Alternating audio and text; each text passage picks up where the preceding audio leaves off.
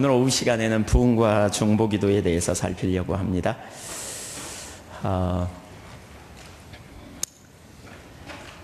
우리가 이번에 회복과 부흥에 대해서 그러니까 부흥에 대해서 우리가 살피고 있는데, 부흥이라는 주제로 살피고 있는데, 특별히 오늘 오후 시간에는 부흥과 중보기도 이 부분을 좀 살피겠습니다. 모든 부흥의 때마다 이렇게 중보기도 없이 부흥이 온 적이 거의 없는 것을 말하고 있어요. 부흥의 시대에 하나님께서 그런 교회 가운데 부흥을 일으키실 때에 중보기도자들을 세우셔서 그들의 중보기도를 통해서 당신의 교회를 다시 소생시키시고 회복시키시는 이런 일을 이루십니다. 노버트 콜먼이라고 한 분이 쓴 그 책에 보면 부흥의 순환 단계를 얘기하거든요. 교회가 침체되고 하나님의 임재가 거치고 능력을 상실할 때 교회는 자기 중심으로 돌아가고 실제로 죄를 이기고 세상을 이길 능력이 없는 그런 상태들, 특징들을 쫙 얘기하는데, 지난번에 이렇게 부흥, 그러니까 거룩에 대한 주제로 제가 설교하면서 지난 목회자 세미나에서 그 부분을 좀 앞에서 서론으로 쭉 다뤘는데, 거기 그 단계를 보면 오늘날 이 시대가 너무너무 그 시대인 것을 볼 수 있어요. 근데 그러한 단계에 있을 때 어떤 일단의 무리들이 이렇게 그 시대를 바라보면서 처지를 인식하게 된다는 거죠. 그리고 그 상황을 바라보면서 하나님 앞에서 이대로는 안 된다는 절박감을 가지고 엎드리며 본인이 먼저 비춰진 대로 회개하고 전환하게 될 때, 그들을 통해서 하나님께서 그 개인의 삶 가운데 부흥을 먼저 일으키시고, 그러니까 그 인격 안에서 먼저 회개와 그리고 삶을 조정하는 일과 그리고 하나님을 찾는 자리에 서게 되면서 부흥이 일어나고, 그 무리를 통해서, 그런 사람들을 통해서 또 많은 사람들에게 이렇게 부흥을 일으키는 동력으로 하나님이 쓰시는, 그리고 그런 무리들이 이렇게 중보기도를 통해서 하나님 앞에 나갈 때 그 기도를 응답하시고 하나님께서 놀라운 역사를 이루신다고 말씀하고 있어요. 그러한 무리를 뭐라고 말하느냐? 구별된 무리다, 거룩한 무리라고 표현합니다. 그러니까 이렇게 구별된 무리, 거룩한 무리를 세우셔서 하나님께서 하나님의 일을 이루실 때에 쓰임받는 자들이 바로 그 중보기도자들이고, 그때 쓰임받는 자들은 바로 그 하나님의 관점으로 자신의 처지를 인식한 사람들이고, 그래서 그걸 가지고 중보하는 자들이에요. 그래서 오늘은 그 부흥과 중보기도에 있어서 몇 가지를 좀 살펴보려고 하는데, 첫째, 중보기도 하는 자들은 처지를 인식한 자들입니다. 그러니까 부흥의 때에 구별된 자들은 처지를 인식한 자들입니다. 첫 번째 그 밑에 처지 인식이 중요합니다. 부흥책 224쪽, 마틴 로이드 존스 목사님이 쓴 부흥책 224쪽에 보면 제가 잠깐 읽겠습니다. 이런 표현이 있습니다. 이러한 일은 언제나 부흥에 있어서 첫 번째 단계입니다. 여러분은 그들이 처한 입장이 어떠했는지를 아십니다. 즉 그들의 죄와 하나님의 선언과 그들에 대한 하나님의 심판을 아십니다. 부흥의 첫 번째 단계는 우리가 여기서 보는 것처럼 자기의 처지를 인식하는 것입니다. 하나님께 등을 돌리고 배역한 사람들, 그 이름을 모독하고 모세를 비판한 사람들, 아론으로 하여금 금송아지를 만들게 하고 섬겼던 그 사람들이 갑자기 무엇인가 사로잡혔습니다. 어쨌든 그들은 자기들이 처한 상황에 대해 무엇인가를 깨달았습니다. 이것은 정말 궁극적인 중요성을 가진 문제입니다. 이것을 떠나서는 어떠한 부흥의 소망도 없습니다. 뭘 떠나서요? 처지인식을 깨닫지 않고서는 부흥의 어떤 소망도 없다. 이것은 상황에 대한 각성입니다. 상황의 심각성을 인식하는 것입니다. 하나님께서 말씀하신 것의 의미를 깨닫는 것입니다. 좀 띄어서 하나님의 임재에 대한 눈에 보이는 표지와 상징들이 사라졌습니다. 그리고 더 나아가 하나님의 불만을 깨닫고 인식하게 됩니다. 좀 띄어서 저는 여러분에게 어떤 부흥의 역사든지 교회사에서 일어난 어떤 위대한 영적 운동에 대한 기록이든지 다 읽어보라고 촉구하는 바입니다. 그러면 한 번의 예외도 없이 언제나 그러한 일이 일어났음을 즉시 발견할 것입니다. 그러니까 하나님의 관점에서 그 현실을 인식하는 거죠. 그 상황을. 그러니까 여기 부흥이 일어날 때 하나님은 사람을 쓰시는데요. 그런데 그때 그 사람이 바로 처지를 인식하는 사람이라는 거죠. 여기서 처지를 인식한다는 말의 의미를 좀 더 살펴봐야 돼요. 왜냐하면 오늘날 많은 분들이 처지를 인식하는 것 같지만 잘 못하더라고요. 처지를 인식한다는 말의 의미는 그런 의미예요. 하나님께서 보시는 것처럼 자신의 상태를, 자기가 속한 공동체의 상태나 그 시대의 상태를 보는 것입니다. 지금 어떻게 생각하고 계시는지 하나님께서, 하나님의 관점에서 자신과 그리고 자기가 속한 공동체와 그 시대를 어떻게 보고 계시는지 깨닫는 것입니다. 그리고 이렇게 처지를 인식한 사람들은 일상의 삶을 그대로 살지 않습니다. 왜냐하면 매우 시급하고 긴급한 문제라는 사실을 알기 때문입니다. 보았기 때문입니다.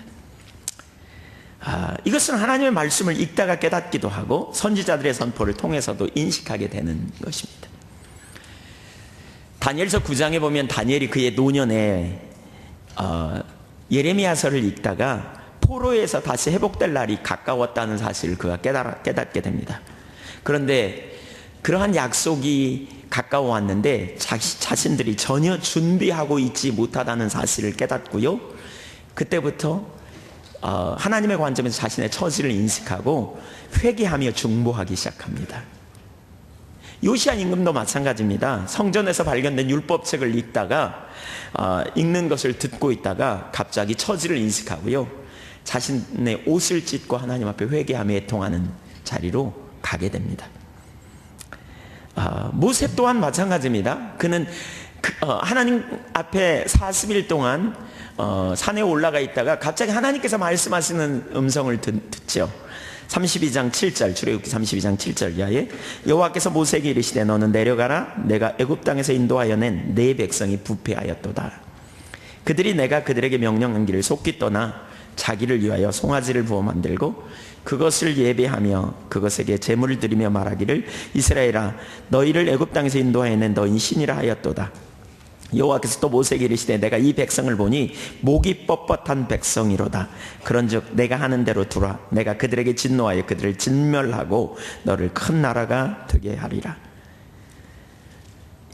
하나님께서 이스라엘 백성들이 부패했다는 거죠. 그 이유가 뭐예요? 하나님 떠나 우상 숭배하고 있는, 그리고 목이 뻣뻣한 백성. 그래서 하나님 진멸하시겠다는 거예요. 이스라엘 백성들이 전체가, 그러니까 이스라엘 백성들 중에 굉장히 많은 수가 금송아지를 만들었고 또 거기 모여있는 사람들이 그런 상태에 있었지만 그들은 자신들의 상태를 잘 알지 못했어요. 그런데 모세는 거기 멀리 떨어져 있었지만 하나님으로부터 그들의 상태를 알게 되었어요. 그때 모세는 이때부터 4번이나 중보기도를 하기 시작합니다. 하나님 앞에 이 문제를 가지고 하나님께서 다시 은혜를 회복시키시고 또 그들을 용서하실 뿐만이 아니라 그들과 함께 동행하시겠다고 약속하시기까지 4번이나 중보기도를 절실하게 하게 됩니다. 그러니까 진짜 처지를 인식한 사람은요 가만히 있을 수가 없어요. 상태를 인식한 사람은. 그러니까 지금 우리가 어떤 상태인가, 하나님께서 우리를 어떻게 보시는가, 이걸 인식한 사람은 가만히 있을 수가 없어요. 자신들의 삶을, 일상적인 평범한 삶을 살면서 그 처지를 인식했다고 말할 수가 없어요. 처지를 인식했다면 긴박성을 갖고 있기 때문에 거기서부터 뭔가 돌이키지 않으면 안 된다는 절박감을 갖게 되는 거죠. 문제는 많은 사람들이 듣기는 들어도 보기는 보아도 처지 인식이 잘 안 돼요. 듣지 못해서나 보지 못해서가 아니에요. 보아도 보지 못하고 들어도 듣지 못하는 상태, 영적 소경의 상태에 있기 때문에 피상적인 처지인식. 어떤 데는 본 것처럼 말하기도 하고 어떤 데는 본 것처럼 듣기도 하고 어떤 데는 눈물 콧물 흘려서 회개도 하고 야 심각하구나 라고 말하기도 하고. 근데 얼마 못 간다는 거예요. 문제는 얼마 못 가요. 왜요? 어젯밤에 기도 사역 하는데 그런 부분을 하나님께서 깨닫게 하시는 것 같았어요. 많은 분들에게 예. 이런 집회를 통해서 소나기가 오듯이 확 물이 쏟아져요. 왜? 진짜 오랫동안 메말라가지고 딱딱한 밭 같은데, 그 물 주워 보신 분들은 알죠. 수도나 뭐 이렇게 물 퍼다가 가서 열심히 뿌리고요. 열심히 뿌려서 이만하면 많이 젖었겠지. 그리고는 손으로 확 파보면 조금 밑에만 해도 전혀 물기가 스며들지 않았습니다. 그냥 겉만 흡족한 것 같습니다. 그리고 물이 쑥 흘러버립니다. 그래서 비 양이 적더라도 오래 오는 게 이게 참 강력한 능력이 있는 게 바로 그거 같아요. 한때 은혜 받고 처지를 인식했다고 눈물 콧물 흘리고, 야 정말 이대로는 안 되겠다고 절박하게 해놓고도 웬걸이요? 돌아가면 잊어버려요. 한 3박 4일 가면 잊어버려요. 약발이 한 일주일 가요. 그게 처지 인식했다고 입술로는 말할지 모르지만 실제로는 전혀 안 된 거예요. 이게 오늘날 비극이요, 우리의 현실 아닙니까? 많은 사람들이 정말 처지를 인식했다면 적당히 다를 수 없어요. 만약 어떤 사람이 암에 걸려가지고, 그러니까 당장에 수술하지 않으면 안 된다는 얘기를 들었다고 쳐보세요. 그 사람이 지금 제가 너무 바빠가지고 1년쯤 걸려야 끝나는 어떤 프로젝트를 마치고 난 후에 수술하겠다고 그렇게 말할 사람이 있겠어요? 절대로 그렇게 하지 않을 거예요. 그러니까 마찬가지예요. 이번에 여러분 와서 어젯밤에 그렇잖아요. 어젯밤에 우리 오늘날의 처지, 현실 이런 설교를 들었어요. 또 오늘 낮에 오전에 교회의 기초, 십자가의 복음의 토대. 십자가의 복음의 토대만 해도요, 그러니까 교회의 기초, 십자가의 복음적인 또 하나님과의 관계, 하나님을 아는 것, 신앙의 본질적인 이 부분만 해도요, 진짜 깨닫게 됐다면 오늘날 우리가 얼마나 심각한지 알 거거든요. 예를 들면 존 웨슬리 같은 경우는요, 그는 목사며 선교사며 영국의 옥스퍼드 대학의 성경학교 교사였지만 그가 미국의 선교사로 갔다 돌아와가지고 일기에다 그렇게 써요. 이번 선교행이 완전히 실패했다. 그런데 하나님이 내게 한 가지를 깨닫게 하셨다. 그건 내가 구원받지 못했다는 사실이다. 유감스럽지만 나는 지금 제정신이다. 남들이 미쳤다 그럴까 봐. 그 다음에 그는 일상의 삶을 그냥 보내지 않아요. 그 다음에 뭐 하는 줄 아세요? 고민하기 시작해요. 피터 벨러라고 하는 그의 친구와 교제합니다. 그의 친구가 그렇게 말합니다. 그 구원은 믿음으로 받지 않느냐, 믿음으로 의롭게 되지 않느냐. 그때 요한 웨슬리가 그렇게 말해요. 나도 안다, 이론으로는. 근데 내게는 실제가 아닌 것 같다. 내게는 아무것도 아닌 것 같다. 나는 설교도 못하겠다. 그랬더니 피터 벨러라는 친구가 설교해라. 그걸로 깨달아지기 때까지 설교해라. 그리고 깨달아지면 깨달아진 것 가지고 또 설교해라. 진짜 처지를 인식했다면 그 삶이 전환되기까지 근본적으로 그것이 무엇인지 깨닫고 어떻게 해야 그 자리에 갈 수 있을지 대면하고 서는 자리까지 간다니까요. 그래서 저는 진짜 처지를 인식한 사람 속에는 이런 고백이 있다고 생각해요. 오라, 오, 이거 어떡해?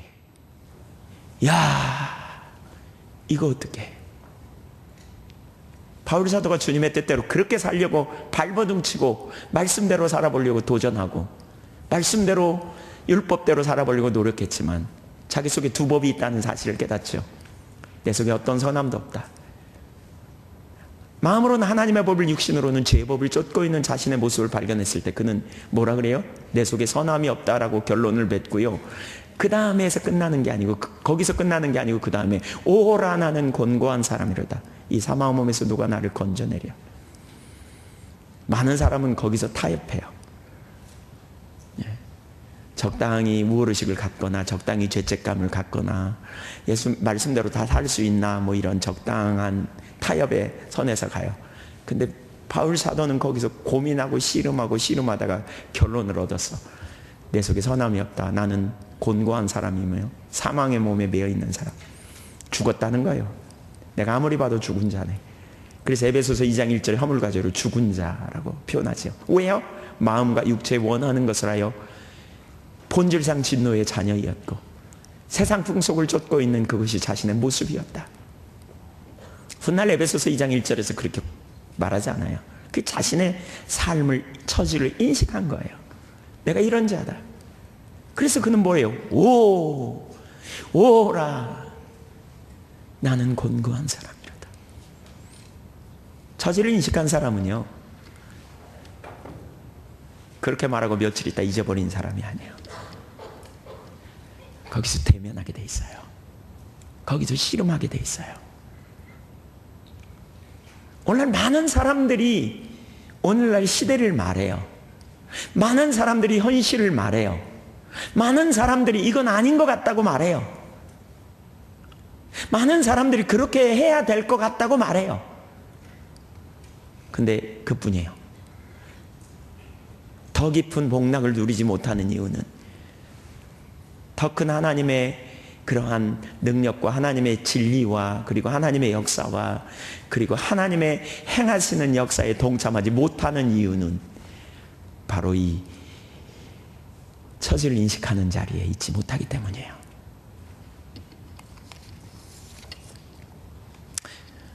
제가 가끔 그런 예를 들어요. 물을 찾는 두 사람이 있어요. 한 사람 물을 열심히 찾았어요. 그 왜 찾냐고 물어봤더니 커피 마시려고 끓일 물을 찾는데, 이 사람 물 찾다가요, 없으면 포기해요. 없으면 포기해요. 커피 안 마시면 되지. 근데 다른 한 사람은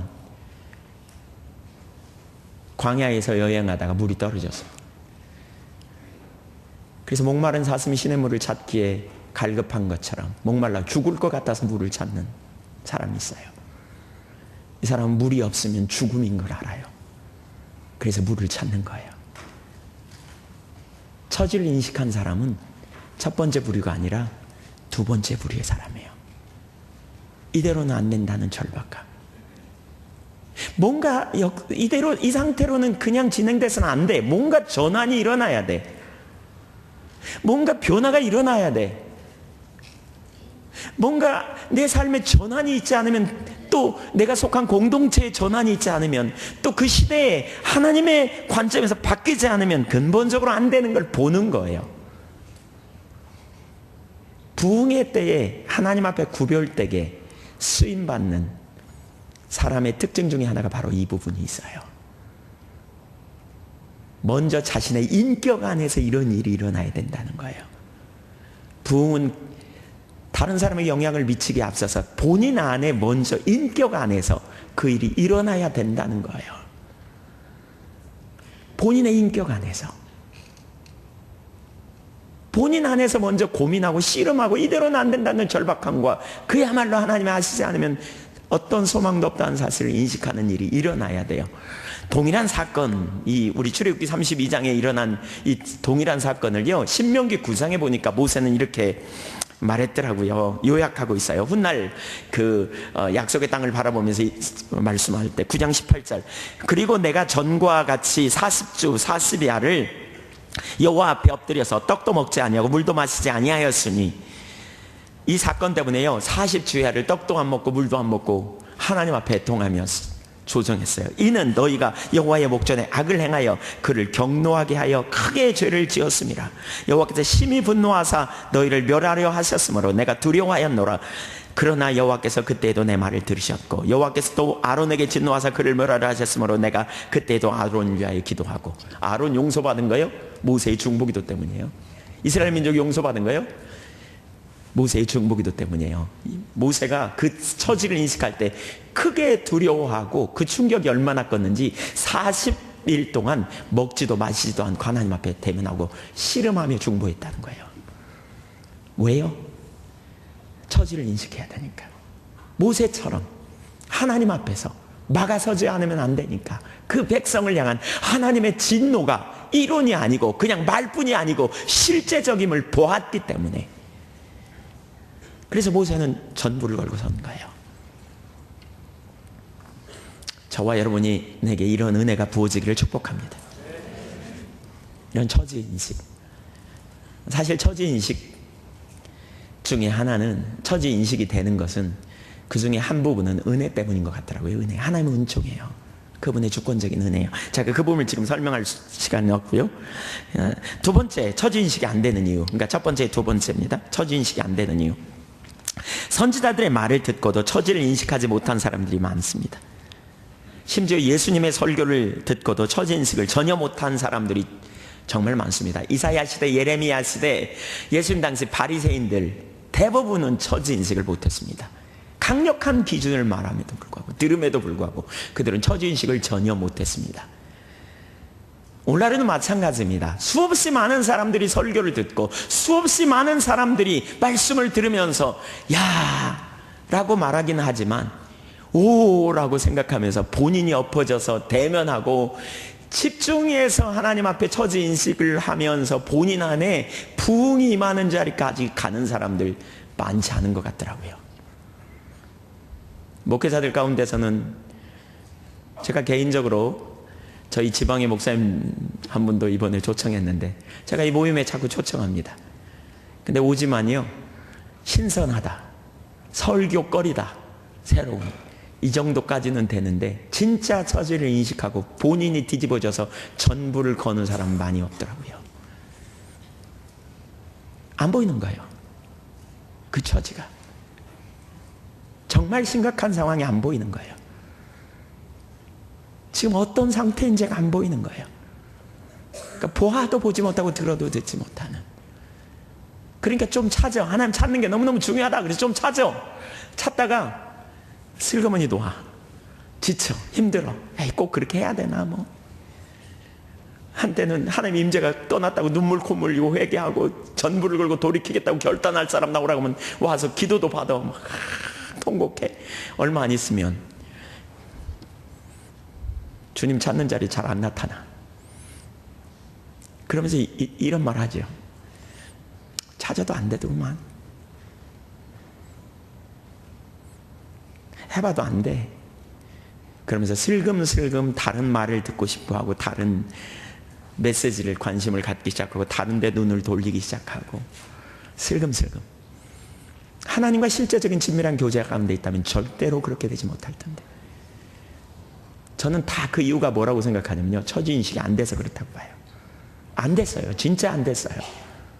진짜 처지인식이 됐다면 그렇게 안 가게 돼 있어요.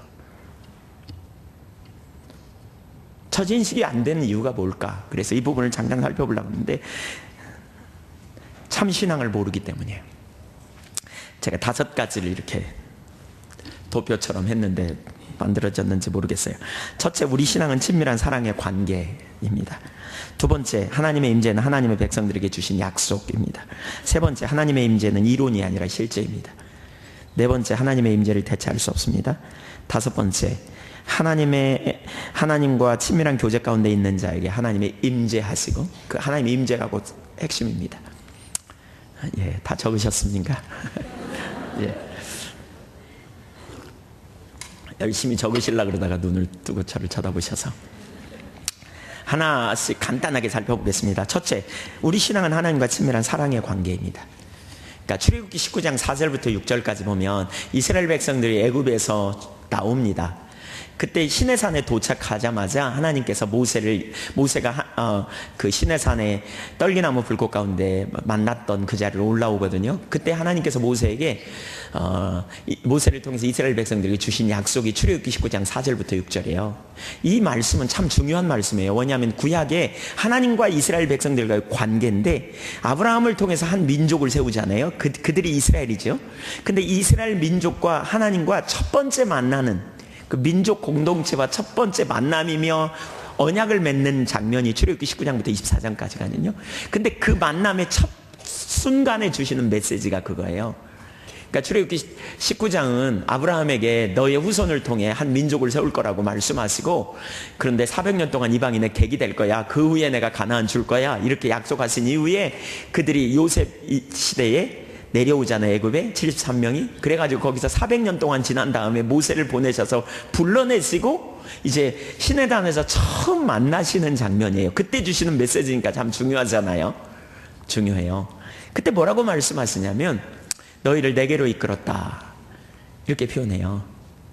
그러니까 출애굽기 19장에 보면 내가 어떻게 애굽 사람들에게 행하였음과 독수리 날개로 너희를 업어 내게로 인도하였음을 너희가 보았느니라 이렇게 표현하거든요. 그러니까 누구에게로 인도했다고요? 하나님께로. 이 말은 하나님과 인격적 친밀한 관계로 이끄셨다는 말이거든요. 하나님과의 언약에 맺는 자리. 그 말은 하나님의 인격제시고 인격제 되신 주님과의 친밀한 사랑의 관계성으로 초청하셨단 말이에요. 예, 친밀한 사랑의 관계로. 인격적인 관계, 실제적인 관계. 그리 초청하셨단 말이에요. 하나님의 은혜죠. 그들이 자기 발로 간 게 아니고 하나님이 그들을 택하셔서 그들에게 은혜를 부으시고 그들에게 능력을 베푸셔서 광야에서 이끄시고 애굽에서 대가를 지불하시고 인도해 내셨, 속량하셨단 말은 그 말이죠. 그래서 인도해 내셨어요. 누구에게로? 하나님께로 이렇게 인도하셨어요. 친밀한 교제 가운데 있기를 원하신 거죠. 그래서 하나님은 그렇게 인도하시고 그들에게 그 말씀을 듣고 언약을 지키면 5절에 너희가 내 말을 듣고 내 언약을 지키면 너는 열국 중에서 내 소유가 될 것이다. 또 거룩한 나라 백성이 될 것이며 왕 같은 제사장 나라가 될 것이다. 이렇게 그래서 사역을 감당하게 하고 하나님의 보배로운 소유가 되고 많은 대가를 지불하고 건져내셔서 보배로운 소유가 되는 거예요. 하나님 사랑하시니까. 그리고 거룩한 백성으로 삼으시겠다고 이렇게 초청하세요. 이때 우리가 염두에 둬야 될 것은 하나님과의 관계는 인격적 관계이되 실제적 관계입니다. 하나님과 인격적 관계이다라는 말은 다 아멘해요. 근데 이 말의 의미가 뭔지를 생각해 봐야 되는데 그것은 실제적인 관계입니다. 피상적인 관념 속에 있는 관계가 아니라 실제적인 관계입니다. 주님과 우리와 그 관계를 주님은 의도하셨고 그 관계에서 중요한 건 뭐예요? 하나님이 우리를 먼저 사랑하셨고 우리가 하나님을 존재를 다해 사랑하는 관계성에 있어야 된다. 이게 첫 번째예요. 두 번째, 그거 방송실 좀 올려주시면 좋은데. 예, 믿습니다.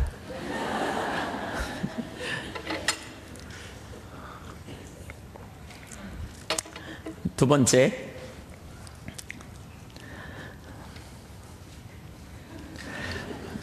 하나님의 임재는 그 백성들에게 주신 약속입니다. 하나님의 임재는 그 백성에게 주신 약속입니다. 그러니까 친밀한 교제 가운데 하나님이 있기를 원하시고요. 그 다음에 그 백성들에게 하나님 친히 임재하셔서 함께하기를 원하셨어요. 출애굽기 25장 8절에 보면 이렇게 말합니다. 내가 같이 읽죠. 시작. 내가 그들 중에 거할 성소를 그들이 나를 위하여 짓되 산에 계신 하나님께서 이스라엘 회중 가운데 거하시겠다는 거예요. 출애굽기 19장부터 24장까지 언약을 맺습니다. 그리고 25장에 성소를 지으라고 말씀하세요. 근데 이 성소를 짓는 목적이 뭐냐? 내가 그들 중에 거하겠다. 여기 거할이라는 단어는 히브리어로 샤칸이라는 단어입니다. 헬라어로 말하면 임마누엘과 같은 의미입니다. 하나님이 함께 계신다. 이렇게. 그래서 성소의 목적이 뭐냐? 하나님이 거하시겠다는 거예요. 임재하시겠다는 거예요. 그 말은 하나님이 그들과 함께 하시겠다는 거예요. 동행하시겠다는 거예요. 예, 동행하시겠다는 거예요. 역시 물먹부는 밥을 많이 드셨군요. 출애굽기 40장에 보면 그래서 성막을 완성한 후에 구름기둥 불기둥으로 그들 가운데 임재하세요. 40장 33절. 그는 또 성막과 제단 주위 뜰에 포장을 치고 뜰 문에 휘장을 다니라 모세가 이같이 역사를 마치니 구름이 회막에 덮이고 여호와의 영광이 성막에 충만함에 모세가 회막에 들어갈 수 없었으니 이는 구름이 회막 위에 덮이고 여호와의 영광이 성막에 충만함이었으며 구름이 성막 위에서 떠오를 때는 이스라엘 자손이 그 모든 행진하는 길에 앞으로 나아갔고 구름이 떠오르지 않을 때에는 떠오르는 날까지 나아가지 아니하였으며 낮에는 여호와의 구름이 성막 위에 있고 밤에는 불이 그 구름 가운데 있음을 이스라엘의 온 족속이 그 모든 행진하는 길에서 그들의 눈으로 보았더라. 동행하면서요. 그러니까 성막이 완성되자 하나님께서 그 성막 가운데 임재하셨어요. 그리고 뭐 했다고요? 구름기둥이 뜨면 이스라엘 백성들이 이동했고 그룹기둥이 멈추면 거기 멈췄고 낮에는 구름기둥으로 밤에는 불기둥으로 그들을 보호하시고 지키시고 돌보시는 이런 역사들을 그들이 경험했다고요. 그러니까 거기 구름기둥은 하나님의 임재를 상징하고 이건 뭘 의미하냐? 하나님께서 이스라엘 백성 중에 거한다는 거예요. 함께 하심. 함께 하심이에요. 함께 해주심. 친밀한 교제 가운데 하나님의 함께 하심. 이게 하나님의 약속이에요. 요한복음 1장 14절에도 말씀이 육신이 되어 우리 가운데 거하심에 그랬죠. 예수님이 이 땅에 오신 것이 뭐예요? 그 백성과 함께 하시기 위해 오신 거예요. 요한복음 15장 4절에 그래서 뭐라 그러셔요? 내 안에 거하라, 나도 너희 안에 거하리라. 가지가 포도나무에 붙어있지 않으면 스스로 열매를 맺을 수 없음 같이 너희도 내 안에 있지 아니하면 그러하리라. 우리가 주님 안에 거하면 주님이 우리 안에 거하시겠다는 거예요. 그러니까 함께 계시겠다는 거예요. 이게 약속이에요. 성경에 하나님이 우리와 함께 하심. 함께 하실 때 무슨 일이 일어날까요? 놀라운 능력의 역사가 나타나요. 하나님이 함께 하시면요, 여호와 샬롬이라고 그러죠. 하나님이 함께 하시면 샬롬, 평강이 있어요. 여호와 니시, 승리가 있어요. 여호와 이레, 하나님이 함께 하시면요, 필요를 채우시고, 그렇죠? 예, 준비해 주시는 거죠. 실제적인 역사가 있어요. 하나님이 함께 하실 때 하나님만 하실 수 있는 능력의 역사들이 우리의 삶에 나타나게 된다니까요. 기대하십니까? 이게 하나님의 약속이에요. 의도예요. 세 번째, 세 번째 읽어볼까요? 시작. 하나님의 임재는 이론이 아니라 실제이다. 문제는 이 하나님의 임재, 함께 하심은 이론이 아니라 실제라는 거예요. 마태복음 18장 20절에 보면 두세 사람이 내 이름으로 모인 곳에 내가 너희와 나도 그들 중에 있느니라 라고 말하고 있어요. 두세 사람이 주님의 이름으로 모인 곳에 주님께서 그들 중에 함께 계신다. 예, 우리는 이 구절을 당연히 여겨요. 그래서 하나님이 함께 계십니까? 그러면 아멘 그래요. 여러분, 하나님이 여러분과 함께 하십니까? 아멘 할 수도 없고 안 할 수도 없고, 이거 참 곤란한 표정을 짓는데 당연히 아멘 하셔야지요. 근데 문제는요, 실제인가 아닌가를 봐야 돼요. 이게 실제냐 아니냐예요. 그러니까 민수기 10장 34절에 보면 구름기둥이 함께 할 때 무슨 일이 벌어졌느냐? 그들이 진영을 떠날 때 낮에는 여호와의 구름이 그 위에 덮였었더라. 그가 떠날 때는 모세가 말하되 여호와여 일어나사 주의 대적들을 흩으시고 주를 미워하는 자가 주 앞에서 도망하게 하소서 하였고, 그가 쉴 때에는 말하되 여호와여 이스라엘 종족들에게 돌아오소서 하였더라. 돌아오소서. 여호와여 이스라엘 종족들에게 돌아오소서. 모세에게는요, 그리고 이스라엘 백성들에게는요, 하나님의 함께 하심이 실제였어요. 우리가 이제 조금 이따 우리 그 출애굽기 2장부터 4장까지 보면 더 잘 조금 이따 우리가 이해할 수 있는데요, 실제였다니까요. 그 뒤에 바로 보죠. 33장 7절, 출애굽기 33장 7절 읽겠습니다. 같이 여기 시작. 모세가 항상 장막을 취하여 진 밖에 쳐서 진과 멀리 떠나게 하고 회막이라 이름하니 여호와를 앙모하는 자는 다 진 바깥 회막으로 나아가며. 지금 하나님 찾습니다. 모세를 비롯한 여호와를 앙모하는 자들이 하나님 찾기 시작합니다. 사실 이들이 구별된 자들이거든요. 그 시대의 상황을 보고 처지를 인식하여 그대로 있을 수 없다는 절박함이 있었어요. 그래서 진 바깥으로 나가요. 이들이 구별된 자들이에요. 이대로는 안 된다는 절박함이 있어요. 남들은 그냥 편안하게 있는데 이대로는 안 돼. 하나님께서 임재를 거두시는 것을 보고 이대로는 안 된다는 절박함이 있는 거예요. 8절, 모세가 회막으로 나아갈 때는 백성이 다 일어나 자기 장막문에 서서 모세가 회막에 들어가기까지 바라보며. 여기 관망파들이 있습니다. 관망파들. 어떻게 되나 보자 이러고 문 앞에서 서서 보는 거예요. 처지가 인식이 안 돼서 그래요. 심각하긴 한데, 그 앞부분에 보면 33장 4절에 보면 하나님의 말씀을 황송히 여겨가지고 그들이 단장품을 제했더라, 여기까지는 해요. 그러니까 부분적으로 처지가 인식이 됐어요. 그러나 근본적인 처지를 인식하지 않았어요. 근본적인 문제가 뭔지 안 보였어요. 만약에 보였더라면 그들은 여호와를 앙모하는 자들과 함께 갔겠죠, 하나님 찾으러. 근데 안 보였어요.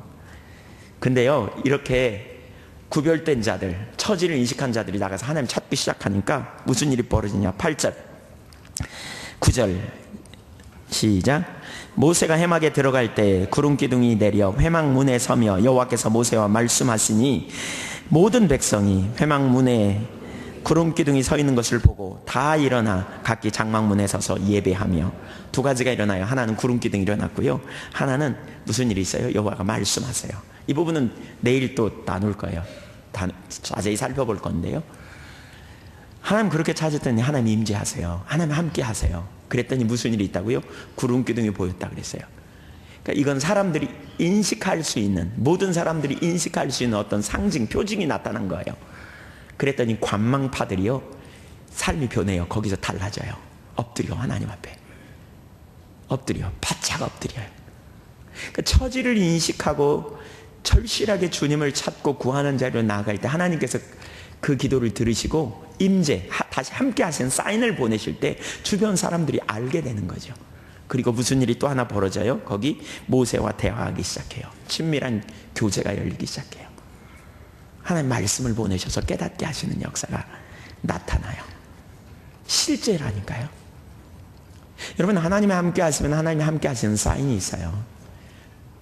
사사기 6장에도 보면, 제가 가끔 언급합니다. 사사기 6장 11절에 보면 여호와의 사자가 포도주즙 틀 속에 숨어가지고 밀을 타작하고 있는 기드온에게 나타납니다. 그리고 이렇게 말합니다. 큰 용사여, 여호와께서 너와 함께 계시도다.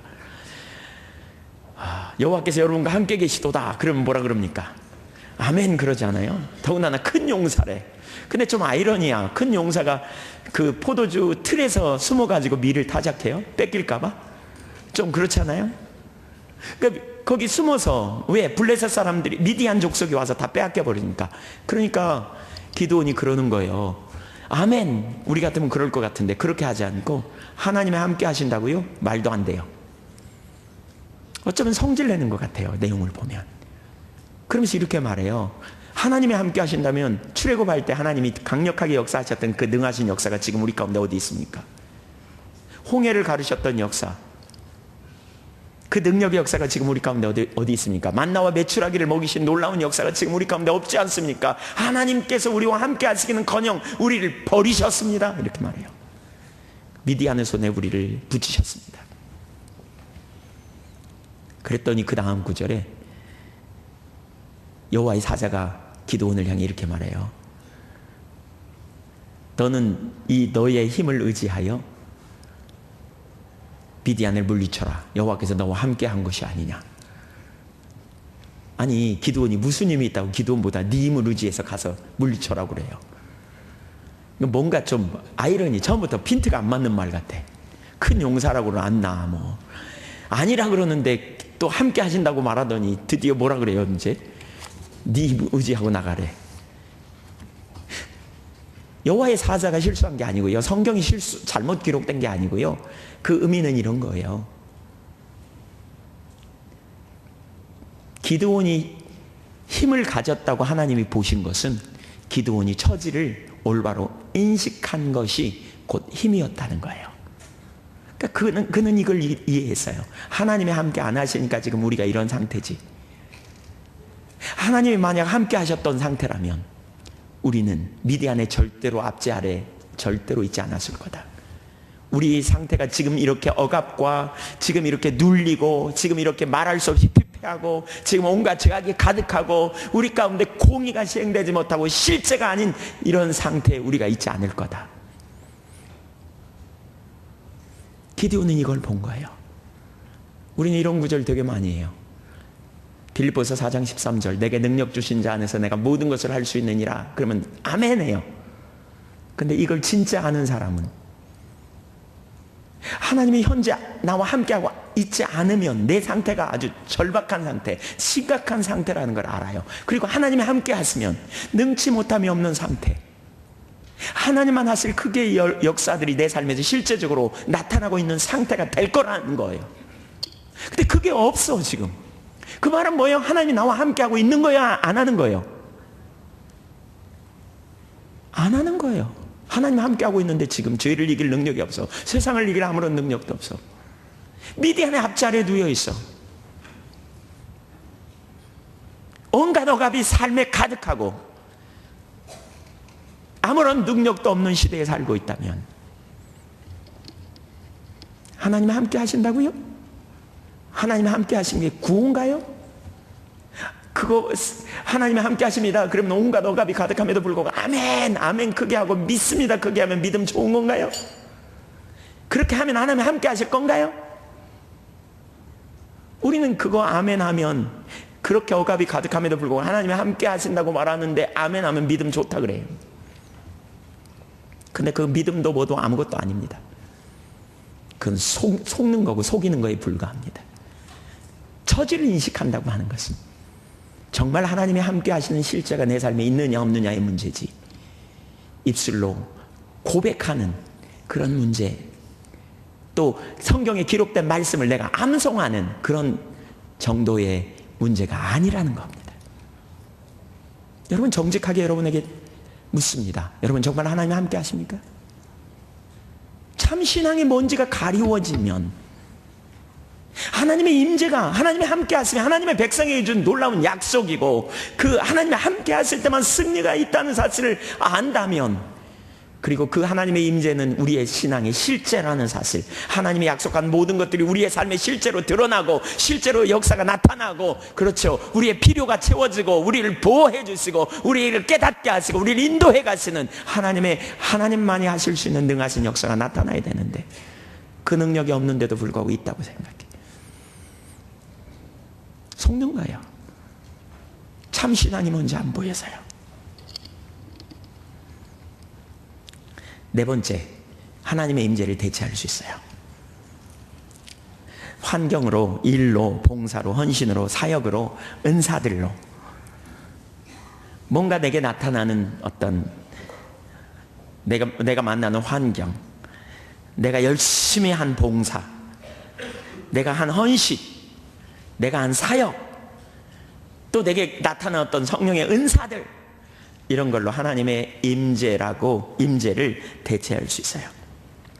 제가 지난 1년 동안 집회 안식년을 가지면서 깨달았던 거 한 가지가 이 부분이에요. 열심히 여기저기 집회를 나가기도 하고 사역하고, 또 사역하면 많은 경우에, 대부분의 경우에 하나님 참 함께 하시고 정말 놀라운 역사가 일어나고, 진짜 하나님만 하실 일들을 이렇게 보기도 하고, 막 그래서 정말 하나님과 제가 동행하는 삶이 실제적인 자리에 있다고 생각했어요. 근데 희한하게 제 마음은 점점 피폐되어져 가는 거 있죠. 점점 탈진되어져 가는 거 있죠. 지쳐가는 거. 뭐가 문제인지 몰랐어요. 어느 날 보니까요, 제가 사역으로 하나님과의 개인적인 친밀한 교제, 그분의 임재가 제 안에 있는 것을 대체했더라고요. 딱 그 자리에 있더라고요. 여러분, 하나님이 어떤 사람을 쓰시는 건 그 사람을 통해서 당신의 백성들을 회복시키기 하고 당신의 백성들을 치유하기 위해서 그를 쓰시는 것 뿐이고요, 그가 잘했고 그가 개인적으로 뭔가 잘 되기 때문에 그를 쓰시는 게 아니에요. 그러니까 기름 부음으로 하시는 거예요. 근데 기름 부음이 거치면요, 그의 사역이 끝나면요, 그러니까 그걸 모르면요, 사역으로 쓰임받을 때 뭔가 대단한 것 같지만 그게 딱 거치는 순간 하나도 영적으로 성숙되지 않습니다. 자기중심으로 돌아간 고개 그대로 드러납니다. 자기중심으로 돌아가면 나타나는 세 가지 특징이 있어요. 우리가 물질에 빠지게 되고요, 물질에 대한 욕심이 전면에 등장하고요, 성적인 쾌락에 초점이 가버리고요, 명예욕에 초점이 가버립니다. 그래서 자기가 드러납니다. 오늘 한때 하나님께 놀랍게 쓰임받았던 믿음의 사람들이 넘어지는 가장 주된 통로가 이 세 가지 아닙니까? 물질적인 욕심 부리다가 성적인 쾌락 여기에 넘어가고, 명예욕에 빠져가지고 넘어가고, 뭐 멀리 볼 것도 없어요. 저나 여러분이나 우리가 하나님과 친밀한 교제에서 조금만 멀어지면요, 자기중심으로 돌아가면 금방 전면에 등장하는 것이 이 세 가지입니다. 그래서 리차드 포스터는 돈, 섹스, 권력, 이것이 우리 그리스도인이 최고 경계해야 될 거다. 자기중심으로 돌아가면 그게 순식간에 전면에 등장해요. 그래서 조금만 누가 잘 나가는 걸 보면 시기, 질투, 경쟁심 때문에 못 견뎌. 자기가 뭐 좀 은혜를 받고 뭐 좀 깨달은 거 있으면 그거 좀 어떻게 사람들에게 알려보려고 그냥 침을 튀기면서 해. 그냥 드러내려고. 육신의 자랑이 그에 가득한, 하나 되고 연합되지 못하는 주된 이유가 거기가 있는 거죠. 전 출애굽기 33장 1절 이하에 하나님께서 모세에게 그러잖아요. 내가 너희와 함께 가지 않겠다. 그 대신 내 사자를 앞서 보내서 가나안 땅 주겠다 그러잖아요. 이스라엘 백성들이 이 말을 듣고 어쩌면 그 중에 일부는 좋아했을 수도 있습니다. 하나님 함께 가시면 좋지만 뭐 우리끼리 가서 그 땅 차지하는 것도 괜찮겠네, 이렇게 생각할 수도 있었을 수 있습니다. 가나안인데 지금 사막이 얼마나 황량해요. 제가 성지순례 가서 그 광야 가봤거든요. 거기 돌과 모래만 있는, 모래가 날려가지고, 모래도 아주 벌건 모래가 있더라고요. 색깔이 다른 모래가 그냥 날려가지고, 너무너무 힘들었을 것 같아요. 계속 그냥 모래바람이 이렇게 회오리바람처럼 불고 있는. 젖과 꿀이 흐르고 아름답고 광대한 가나안 땅에 들어가는 게 얼마나 신날까. 근데 하나님께서 시험하신 것 같아요. 저는 이게 시험이라고 생각해요. 성경에 보면 하나님의 임재가 없음에도 불구하고 처지를 인식하지 못한 이유 중에 그러한 예들이 되게 많이 나와요. 예를 들면 예레미야 12장 2절 같은 데 보면 주께서 그들을 심으심으로 그들의 뿌리가 박히고 장성한 열매를 맺었거늘 그들의 입은 주께 가까우나 그들의 마음은 먼이다. 형식적인 예배, 입술뿐인 예배를 예레미야 시대에 드렸대요. 근데 왜냐하면 그들은요 잘 나갔던 것 같아요. 물질적으로 풍요했던 것 같아요. 뿌리가 박히고 열매가 맺었대요. 주께서 심으셨기 때문이 아닙니까?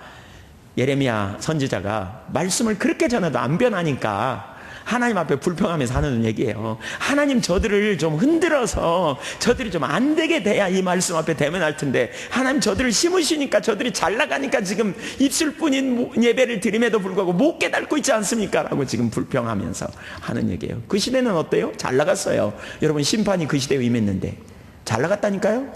풍요했다니까요? 일부는 아주 잘 살았던 것 같아요. 적어도. 그러니까 메시지를 듣는 귀가 없는 거예요.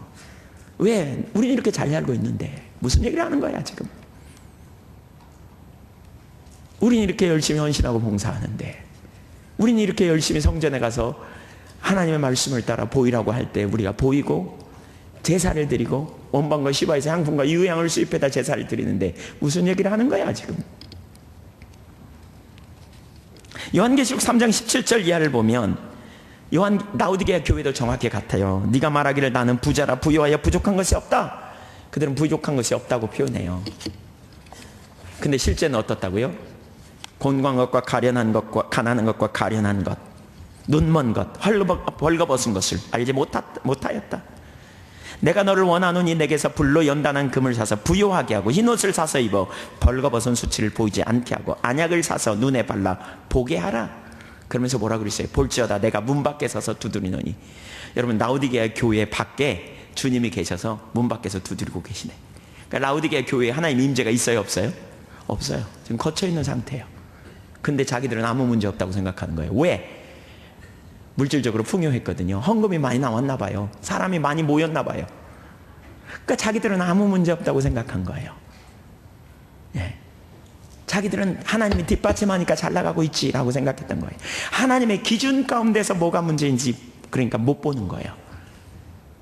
들을 기가 없는 거죠. 시편 105편 16절도 한번 볼까요? 심각해요. 진짜 심각함. 시작. 그러므로 여호와께서는 그들이 요구한 것을 그들에게 주셨을지라도 그들의 영혼은 쇠약하게 하셨도다. 하나님께서요 이스라엘 백성들에게 광야에서 출애굽받은 광야에서 그들이 요구한 것을 다 들어주셨어요. 근데 그들의 영혼은 파리하게 됐대. 영어 NIV 성경에 보면 메이스팅 디지스, 그래서 바짝바짝 말라 비틀어지는 질병, 영적으로는 점점 피폐돼.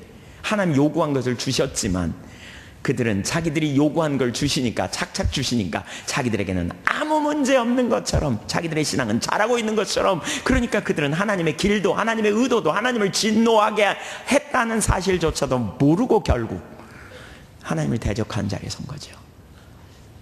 신앙이 왜곡되면 처지가 인식이 안 돼요. 우리의 초점이 다른 데가 있기 때문에.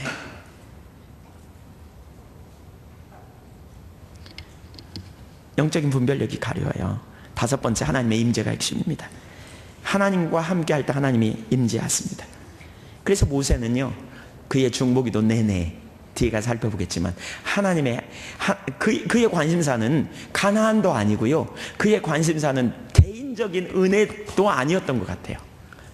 하나님께서 내가 너에게 은혜를 베풀게, 너에게 은혜를 베풀게. 특별히 그가 쭉 중보기도를 4번이나 하거든요.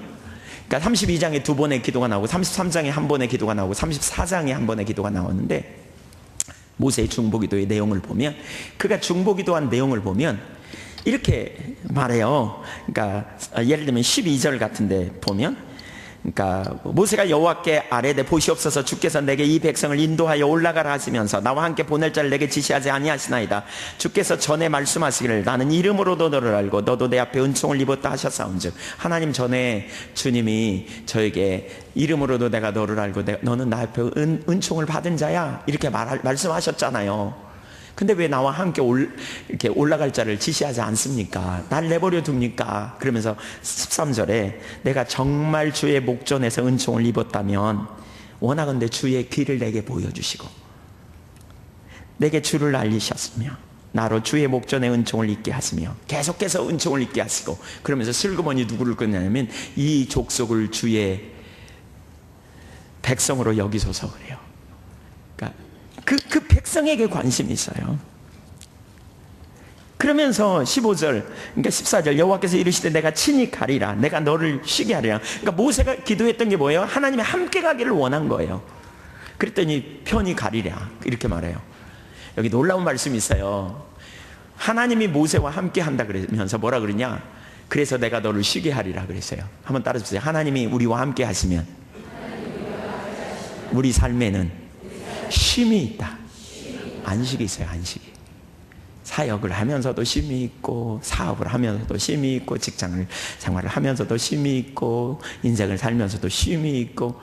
여러분, 이게 하나님의 임재가 함께 할 때 나타난 능력이에요. 안식이 있다고요. 지치지 않아요. 몸은 피곤해도 마음은 지치지 않아요. 스트레스 받아가지고 죽어나지 않는단 말이에요. 그랬더니 15절에 모세가 그렇게 기도한 거죠. 뭐라 그랬어요? 자신에게 관심을 두지만 주님께 뭐라 그래요? 나와 주의 주께서 친히 가지 아니하시거든 우리를 이곳에서 올려보내지 마옵소서. 우리라는 단어를 쓰고요. 함께 가자는 거예요. 주님 함께 가셔야 된다는 거예요. 왜? 모세의 관심은 지금 하나님이 떨어진 어떤 부스러기가 아니에요. 모세의 관심은 하나님이에요. 하나님 가셔야 된다는 거예요.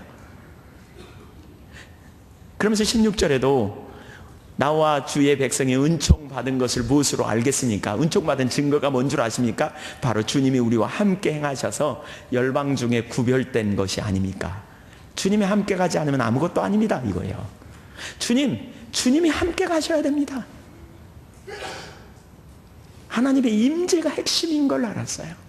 하나님 함께 계시. 줄기차게 이걸 기도해요. 34장 9절에서도 마찬가지예요.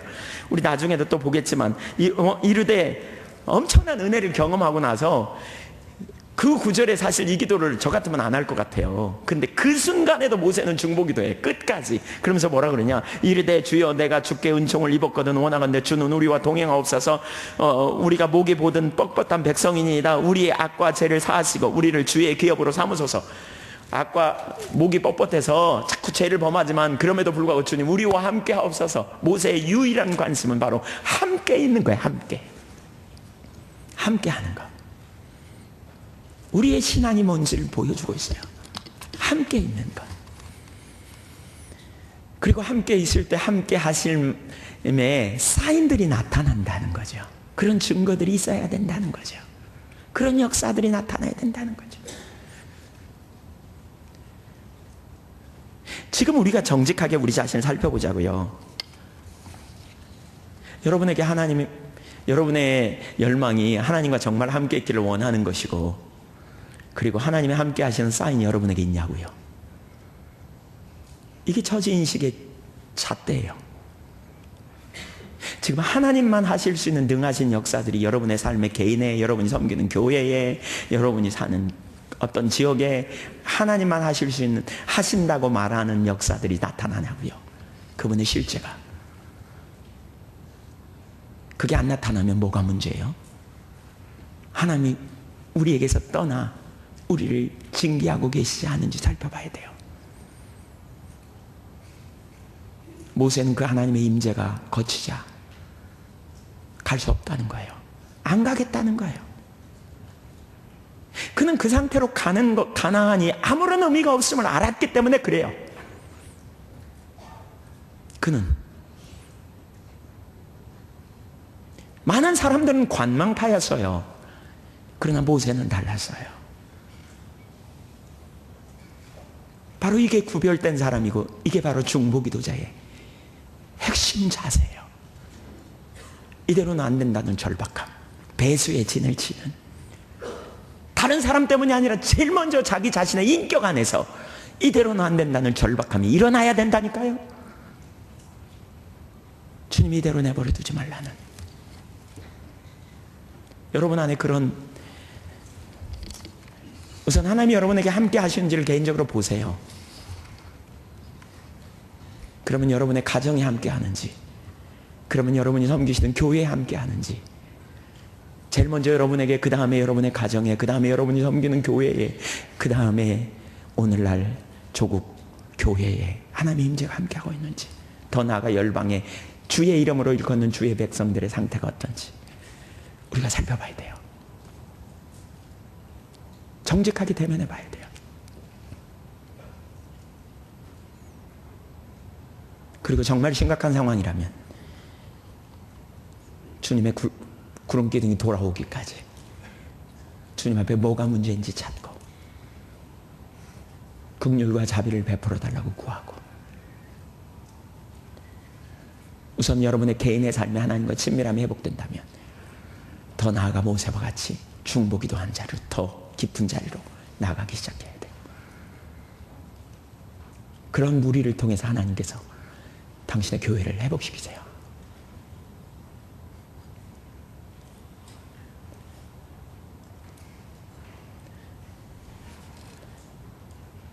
실제로요, 하나님과 친밀한 교제가 있는 사람은 누군가한테 별로 배우지 않아도요, 많이 배우지 않아도요, 그 길이 깨달아지기 시작해요. 요한일서 2장 27절에 보면 기름 부음 있는 자는 배울 필요도 없다. 그러면서 28절에 그러니까 너희가 내 안에 거해. 그러면 그리스도에 나타나실 때 너희가 완전하게 나타날 거야 라고 말해요. 우리가 주님 안에 거하면, 요한일서 2장 27절 28절, 우리가 기름 부음이 있고 주님과의 친밀한 교제 가운데 있으면 주님이 우리를 깨닫게 하시고 우리가 주님 안에 거하게 되면서 우리 삶에 근본적으로 변화가 일어나고요, 조정이 일어나게 돼 있어요. 변화되게 돼 있어요. 처지가 인식되지 않으니까 우린 주님 찾는 데서 좀 찾다가 뭔가 잘 돼가면 싹 대체해버려가지고, 아니면 좀 찾다가 지치면 에이 해봐도 별거 없구나 그리고 포기하고, 이런 자리에서는 주님께서 근본적으로 돌이킬 수 있는 은혜를 주시기를 소원합니다. 두 번째, 하나님의 얼굴을 구하는 자들. 중보기도에서 가장 중요한 부분 중에 하나는 결국 하나님의 얼굴을 구하는 것입니다. 하나님과 친밀한 교제가 핵심인데요, 친밀한 교제 가운데 있으려면 하나님의 얼굴을 구하는 자리에 있어야 합니다. 그 밑에 첫 번째, 중보기도는 하나님과 친밀한 교제에서 나옵니다. 그러니까 하나님과의 관계성에서 나와요. 이 친밀한 교제 안에서.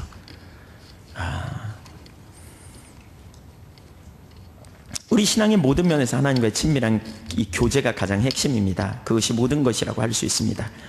중보기도에 있어서도 하나님과 친밀한 교제가 가장 중요한 부분입니다. 그러니까 우선 중보기도는 하나님과의 친밀한 교제에서 나오는데, 모세가 하나님과의 친밀한 교제 가운데 있었기에 자기들이 처한 처지를 하나님의 관점에서 이해할 뿐 아니라 모세는 하나님의 마음도 알았고, 그리고 하나님의 질투를 가지고 중보기도자로 나갈 수 있었어요. 예. 그리고 그 기도를 하나님은 들으셨고요. 이스라엘 백성들이 금송아지를 만들었을 때 그 당시 모세는 시내산에서 하나님의 영광 가운데 머물고 있었는데, 그때 하나님께서 이렇게 말씀하죠. 이 백성은 목이 뻣뻣한 백성이라 그런즉 내가 하는 대로 두라. 내가 그들에게 진노하여 그들을 진멸하고 너를 큰 나라가 되게 하리라. 여기 내가 하는 대로 두라. 하나님께서 모세와 상의하는 것 같아. 그러면서 뭐라 그러냐, 모세에게 부탁하는 것처럼 말해요. 그만큼 하나님께서 모세와 친밀한 사랑의 교제 가운데 모세를 그렇게 말했잖아요. 모세를 벗과 이야기한 같이 그렇게 이야기했다 그러잖아요. 여기서 그의 중보기도가 나왔어요. 하나님은 그 기도를 들으시고 하나님의 분노를 돌이키셨어요. 그러니까 아까도 처지 인식이 되려면 뭐예요? 하나님의 의도를 알아야 돼요. 하나님의 관점을 봐야 돼요. 하나님의 지금 어떤 관점을 가지고 있는지, 이 시대가 어떤 상태인지, 우리가 어떤 상태인지가 깨달아져야 된다니까요. 물론 여기 깨달으는 건 전적인 주님의 은혜예요. 그런 주님의 은혜를 부어주실 때 무엇보다 친밀한 교제 가운데 있는 자에게 그런 은혜를 더하여 주시는 거죠. 겸손히 배우려는 자세요. 무엇보다 주님을 찾고 구하는 자들에게. 그래서 모세는 아까 우리가 여기 앞에 출애굽기 33장에서도 그 13절에서 봤지만 모세는 무엇보다 그랬거든요. 내가 참으로 주의 목전에 은총을 입었다면 원하건대 주의 길을 내게 보여주십시오. 그래서 내게 주를 알리시고 그 다음에 또 뭐라 그러냐, 나로 주의 목전에 은총을 입게 하시며. 여기 나로 주의 목전에 은총을 입게 하시며 라는 말은 continue라는 영어 성경에 보니까 단어를 썼어요. 계속해서 은총을 입게 하시는, 그 은총을 입게 하는 것 중에 하나가 뭐냐, 주님의 의도를 더 알게 해달라는 거예요. 그래서 주님을 아는 거예요. 주님의 의도를 아는 게 없고 주님을 아는 거고, 그게 친밀한 사랑의 교제라는 거예요. 그래서 친밀한 사랑의 교제 가운데 있었어요. 중보기도자들은 바로 이러한 친밀한 교제가 있었고 하나님의 의도를 알기에 그것을 가지고 주님 앞에 나아가 중보하는 거예요. 그러니까 우리는 중보기도 그러면 우리 편에서 그냥 누구 집에 어느 문제가 있으니까 그 문제 해결해 달라고 기도하자, 이걸 중보기도로 생각하는데, 사실 성경적 중보기도는 뭐예요?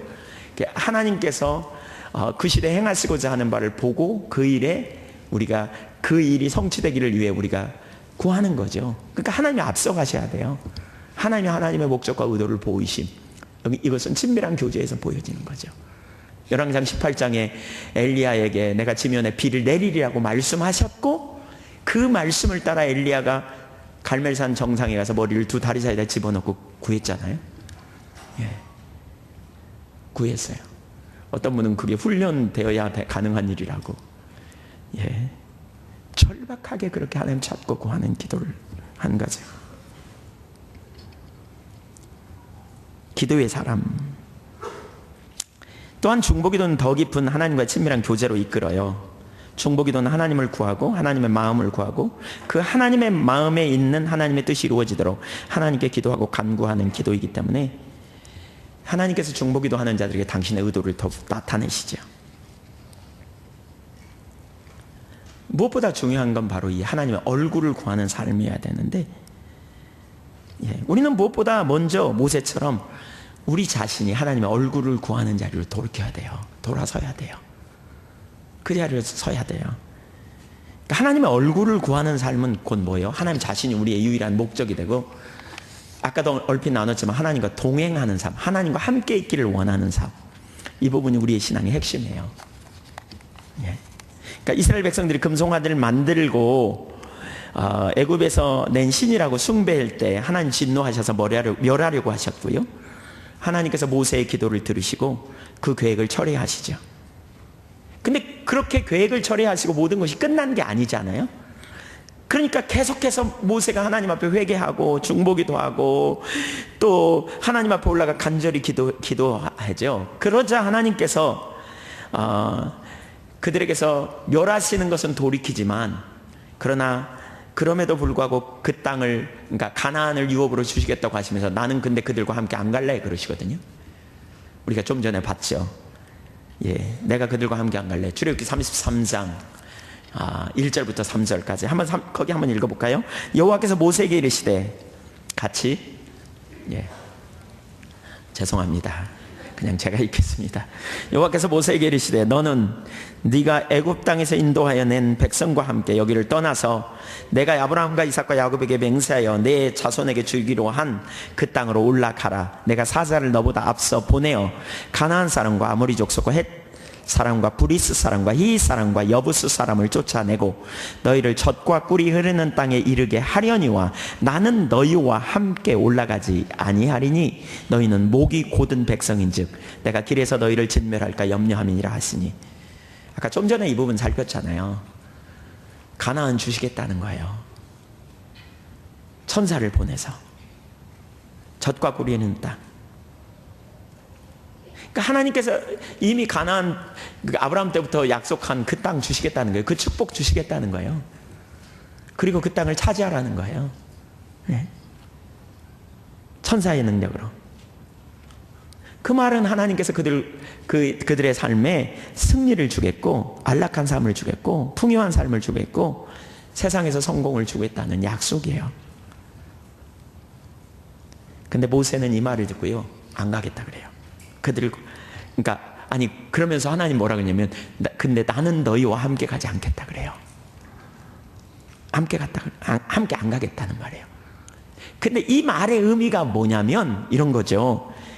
하나님께서 더 이상 그들과 동행할 수 없다는 거예요. 동행하지 않겠다는 거예요. 그들을 보호하시고 돌보시고 세세히 그들과 친밀한 교제 가운데 함께 그들과 계시지 않겠다는 거예요. 그들을 더 이상 신임하지 않겠다는 거예요. 믿을 수 없다는 거예요. 더 이상 그들로 인하여 하나님이 기뻐하시지 않겠다는 거예요. 그들과 함께 가면 기뻐할 일보다는 화나가지고 그들 다 죽일 수밖에 없기 때문에 안 가시겠다는 거예요. 더 이상 하나님의 길도 그들에게 보이시지 않고, 그들에게 하나님 자신을 계시하시지도 않고, 친밀한 사랑의 교제 가운데 그들을 두시지도 않고, 하나님의 영광으로 그들에게 임재하시는 일도 더 이상 없을 거라는 얘기예요. 그냥 너희 세상에서 잘 먹고 잘 살게 해줄 테니까 가라는 거예요. 그냥 복 받게 해줄 테니까 가라는 거예요. 근데 난 너희와 함께 안 갈 거야.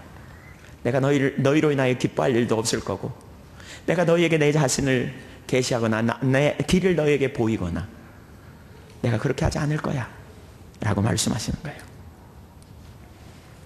오늘날 우리들의 상황으로 말하면 모든 목적을 이루시고 사업의 필요를 채워주시고 모든 영역에서 우리의 필요를 채워주시고 문제를 해결해 주시고, 또 교회의 입장에서 보면 교회 성장도 이루고 교회의 모든 성도들이 사업도 너무너무 잘 되게 해서 교회에 헌금이 넘쳐나게도 해주시고 모든 성도들의 자녀들이 다 잘 되게 해주시겠다는 말씀이에요. 근데 나는 너희를 더 이상 신임하지 않겠다는 거예요. 믿지 않겠다. 난 너희와 더 이상 동행하지 않겠다. 그런 의미예요. 이런 상황에서 모세는 하나님 앞에 기도하는 거예요. 우리가 정말 은혜를 받았다면, 하나님 이름으로도 저를 알고 내가 정말 하나님께 은총을 받았다면 주님을 알게 해주시고 주님의 길을 내게 알게 해주시고 나에게 계속해서 은혜를 베푸시며 우리를 모르는 채 하지 마시고 주의 족속으로 여겨주시고 정말 주님의 함께 가지 않으시겠다면 우리를 이 땅에서 버려두십시오. 우리에게 있는 유일한 소망이 주님 당신입니다. 주님과 함께 있기를 원합니다. 세상의 모든 축복이나 명예나 부귀나 안락함이나 쾌락이나 사람들로부터 얻을 어떤 명성이나 그 모든 것이 모세에게는 더 이상 관심이 아니에요. 그는 하나님이었어요. 하나님과 함께 계신 그분이 베푸시는 은총, 그분 자신을 내게 알려주시는 것, 그리고 그분의 길을 알리시는 것, 그리고 그분이 나를 당신의 자녀라고 당신의 백성이라고 부르어지는 것, 그분이 나를 신임하고 나로 인하여 기뻐하는 것, 나와 함께 있기를 원하는 그것,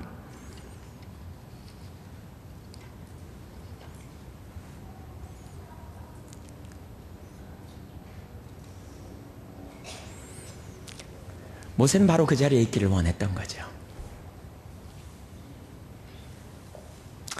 이것은 특별한 게 아니고요.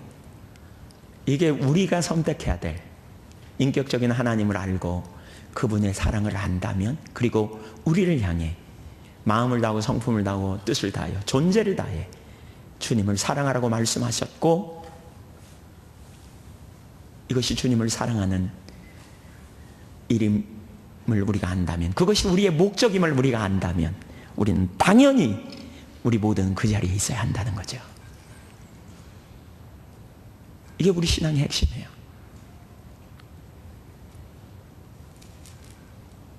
하나님이 나의 전부가 되기를 원하는. 많은 사람은 이렇게 말합니다. 나는 하나님을 원한다. 그런데 세상의 풍요도 원한다. 나는 하나님 사랑하고 하나님의 신임을 원한다. 그런데 물질도 원한다. 최소한 하나님께서 우리가 하나님을 택하면 우리에게 물질을 주시고 풍요를 주시고 우리가 가장 완전한 길로 이끄시는 분이심을 우리는 신뢰해요. 그러나 우리가 그 두 가지를 원한다면 둘 다 얻을 수 없어요. 그건 하나님 앞에 나눠진 마음이고요. 그건 우상이에요. 그래서 하나님은 하나님의 백성들을 그렇게 시험하세요. 테스트하세요. 너 나야 그거야. 저는 하나님께서 그렇게 하신다고 믿어요. 출애굽한 이스라엘 백성들에게 너희를 내게로 이끌었어. 그 말은 너희의 목적은 나야. 가나안이 아니고 나야. 만약 그들이 그 말의 의미를 진짜 이해했더라면 그들은 하나님을 사랑하는 것이, 그리고 하나님과 함께 있기를 원하는 것이 그들의 전부요 그들의 유일한 소원이었다면 아마 그들 중에 단 한 사람도 가나안 땅에 못 들어갈 사람이 없었을 거예요. 하나님 약속하셨으니까 반드시 들여보내셨겠죠. 근데 그들의 초점은 나눠졌어요. 그 말의 의미가 뭔지 모르니까 입술로는 아멘 했을지 모르지만 그들의 매 순간마다 관심은 가나안이었어요. 그래서 가나안 들어가려고 그러면 신나고, 들어갈 것 같으면 할렐루야 그랬다가 못 들어갈 것 같으면 죽을 것 같고 뒤집어져 가지고 그냥 낙심하고 좌절하고 원망 불평하고, 하나님 앞에 애굽에 매장지가 없어서 여기까지 인도했단 말이냐고 원망하고 불평하는 그 자리를 손살같이 돌아가 버린. 왜요? 그들의 초점이 하나님이 아니었기 때문에, 그들의 유일한 목적이 하나님이 아니었기 때문에, 그들이 하나님과 함께 있는 것이, 하나님의 신임 아래 있는 것이, 하나님과 동행하는 것이, 하나님을 아는 것이 그들의 유일한 목적이 아니었기 때문이에요.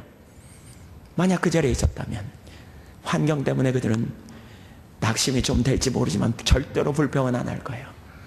그리고 하나님을 신뢰하고 믿음으로 금방 일어설 거예요. 뭐가 잘 나간다고 하나님 잘 나가는 그것으로 대체하고 만족하고 그 자리에 하나님을 대체해버리는 자리에 머무르지 않을 거라고요. 저 같은 경우도 개인적으로 하나님께서, 제가 95년도에 개인적으로 큰 은혜를 경험하고, 그때 목사 안수를 받고 3년 만에 안수 받고 4년째 제가 감리교 목사로서 단독 목회를 해야 안수를 받기 때문에 시골에 가서 안수 받고 4년째 될 때 도시로 나가려고 옮길까 이런 생각을 하고 있었는데, 하나님께서 그게 하나님 뜻이 아니라고 저에게 이렇게 깨닫게 하셨어요. 전 젊은이들에게 비전이 있었거든요, 사실. 근데 거기는 할머니들만 계세요. 젊은이들을 어떻게 섬길 수 있는지 성경 공부며 자료를 제가 많이 모았거든요. 젊은이들과 할 수 있는 프로그램들 뭐 이런 거, 인간 뭐 개발 뭐 이런 프로그램들 막. 근데 할머니들만 계세요. 자료가 하나도 소용없어. 쓸모가 없어. 그래서 제가 처음에는 이건 아닐 거야 그랬습니다. 근데 그럴 때마다 들려오는 음성이 있어요. 내 생각과 네 생각은 다르며 내 길과 네 길은 달라서 하늘이 땅보다 높은 같이. 결국 그렇게 순복하고 그렇게 서겠다고 결단하고요. 여러분, 우리가 관심 갖는, 우리가 초점 두는 뭔가를 놓는다는 거, 이건 절대로 쉽지 않아요. 저 같은 경우에 개인적으로 수도 없는 고백을 했어요. 갈등을 했어요. 뭔가 전면에 순식간에 와 있어요. 오면 벌써 거기 관심 빼앗겨요. 그리고 이게 속히 이루어져야 되는데, 그럼 바빠져. 내 마음이 바빠져. 그럼 막 주변에 막 빨리 바빠진 인본주의를 만들어가고 사람들을 재촉하고 뭔가 일이 이루어져야 된다고, 그러다가 될 기미가 보이면 신나는데 어느 날 딱 안 될 것 같아. 그러면 이제 사람들이 원망스러워. 아이고 저 인간 안 움직여. 자기 주변에서 안 움직인다고 생각하고 다른 사람 원망해. 사실은요, 우리 마음이 불신으로 가 있기 때문에 그 자리에 간 겁니다. 원망하고 불평하고 투덜거리고 낙심해. 그리고 하나님 너무하십니다 막 이렇게 나와. 그런 사람 알고 계신 분 한번 손 들어보세요. 쏜살같이 그런 자리로 돌아갑니다. 근데 그때마다 하나님 앞에 그런 고백을 해요. 하나님 괜찮아요. 그거 없어도 전 주님이에요. 이렇게 만들어요. 하나님 그거 안 돼도 괜찮아요. 전 주님이에요. 죽을 것 같아요. 진짜 안 된다는 생각하면. 근데 놓게 만들어요. 무화과 나무에 열매가 없으며 외양간에 송아지가 없으며 우리의 양이 없으며 밭에 소출이 없을지라도, 없을지라도, 여러분 그건 생사와 관련된 문제입니다. 생계와 관련된 문제입니다. 여기 하박국 3장 17절 이하에 없을지라도, 이 말은 난 여호와로 인하여 기뻐하리로다. 끊임없이 놓게 하는 역사, 손을 피게 하는. 하나님께서 아브라함에게 그러시죠. 그의 말년, 인생 말년에 정말 마지막에 창세기 22장에 너 너 이삭이 하나야 선택해 그러시는 것 같아. 아브라함이 그렇게 소중히 여기는 독자 이삭을 바치래.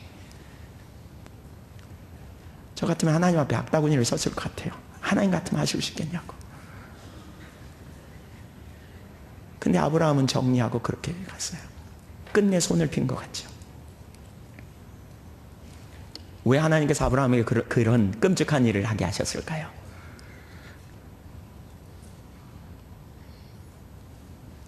하나님은 우리의 삶의 유일한 목적이 되기를 원하세요.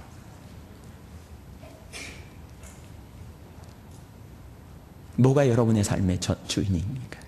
뭐가 여러분의 삶의 능력입니까?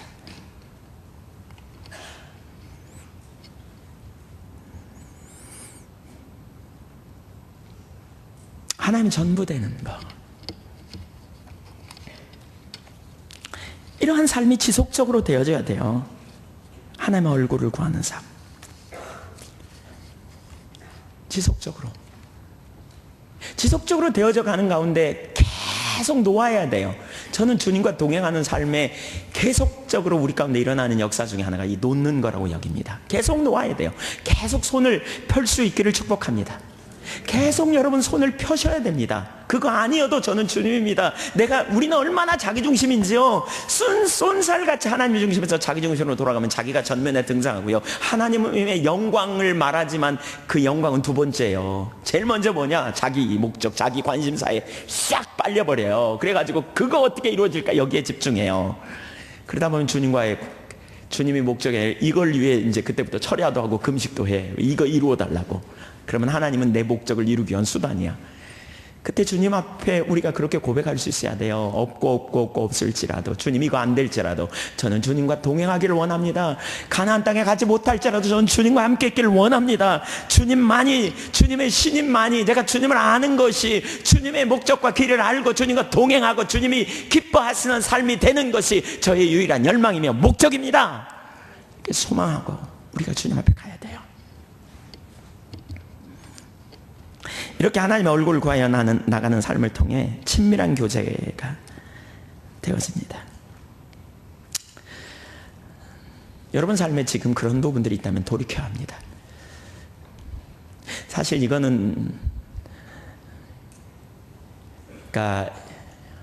저는 그런 두 가지 과정을 좀 볼 수 있다고 보는데, 한 번은 야곱이 야복강에서 손을 펴는 것 같은 역사가 있었나요? 야곱은 내내 뭘 쫓았어요?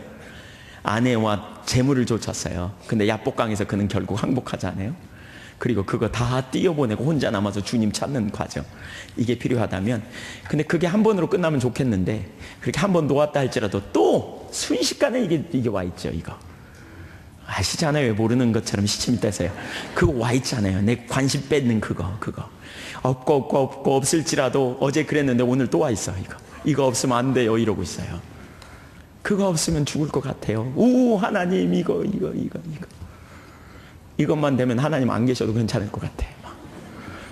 심하면 그 자리로 간다니까요. 그렇게 결론은 내리지 않지만 그런 자리로 우리가 가요. 그러니까 이거 이루어지기 위해서 하나님의 말씀도 안 들어 인본주의적으로 막 가. 그러니까 이거 성취되기 위해서 어떻게 해요? 하나님의 길도 하나님의 말씀도 적당히 타협하면서 거짓말도 슬금슬금 해가면서 인본주의적인 방법 슬금슬금 도원해가면서 이 목적 이루기에 우리가 혈안이 되어 가는 거잖아요. 입술로는 안 그럴지 모르지만 행동으로 이미 하나님이 주인이 아니고 그게 주인이고 그게 나의 힘이고 그게 내 유일한 목적이 되는 거잖아요. 거기서부터 돌이켜야 돼요. 그래야 하나님과 친밀한 교제가 되어지고, 친밀한 교제가 되어져야 하나님의 마음도 알고 하나님의 관점이 우리 가운데 열리고, 그래야 처지가 인식되어지고 거기에 하나님의 길이 보이고 거기에 하나님의 의도가 깨달아지고 하나님이 지금 하나님의 백성을 어떤 마음으로 바라보고 계시는지를 깨달아지고 나를 어떤 관점에서 보는지 처지가 인식되어지는 자리로 갈 수 있다니까요. 그게 안 되니까 이런 일이 오죠. 하나님의 얼굴을 구하는 삶의 핵심이에요. 출애굽기 33장 7절에 모세가 항상 장막을 취하여 진 밖에 쳐서 진과 멀리 떠나게 하고 회막이라 이름한 여호와를 앙모하는 자는 다 진 바깥 회막으로 나아가며. 여기 모세가 이례적으로 그렇지 않았어요. 항상 그랬어요. 항상. 이 말을 영어 성경에 보니까 used to라는 단어를 써요. 습관처럼 반복적으로 기회가 되는 대로 주님 앞에 그분 자신을 구하는. 제가 지난번에 거룩에 대해서 살펴보면서 거룩에 대해서 묵상하고 찾고 구하는 건데, 사실 거룩은 하나님이 임재하셔야 거룩해지거든요. 거룩은 하나님의 임재 가운데 있어야 돼요. 하나님 앞에 있으면 거룩해져요. 그리고 겸손함에 있어야 되거든요. 근데 그 겸손의 핵심은 뭔 줄 아세요? 제가 오랜 시간 동안 지나면서 개인적으로 체험하고 되면서 깨달은 한 가지가 있는데, 그게 뭐냐? 계속 하나님께 저에게 겸손하라고, 교만하지 말라고 계속 그런 감동을 주세요. 그래서 내가 뭐가 교만한가? 뭐가 도대체 문제인가? 근데 어느 날 깨달았어요. 하나님을 안 찾는 게 교만하더라고요. 하나님을 찾는 자는 겸손할 수밖에 없어요. 하나님을 찾고 있는 자는 교만한 자리로 갈 수가 없어요. 그런 자는 겸손해요. 그리고 그런 자가 거룩해져요. 삶이 거룩하게 변해요. 왜냐하면 그분의 임재 앞에 있으니까, 그분의 임재 의식 아래 있으니까. 코람데어로 인격제이신 주님을 내가 인식하고 그분 앞에 지금 현재적으로 서게 되니까.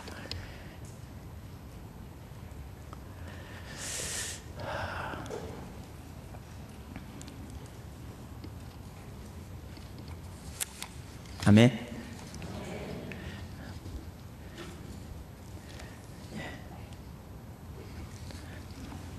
세 번째, 하나님의 질투를 가진 자들. 그러니까 여러분, 하나님의 얼굴을 구하는 삶을 여러분 바뀌어야 된다니까요.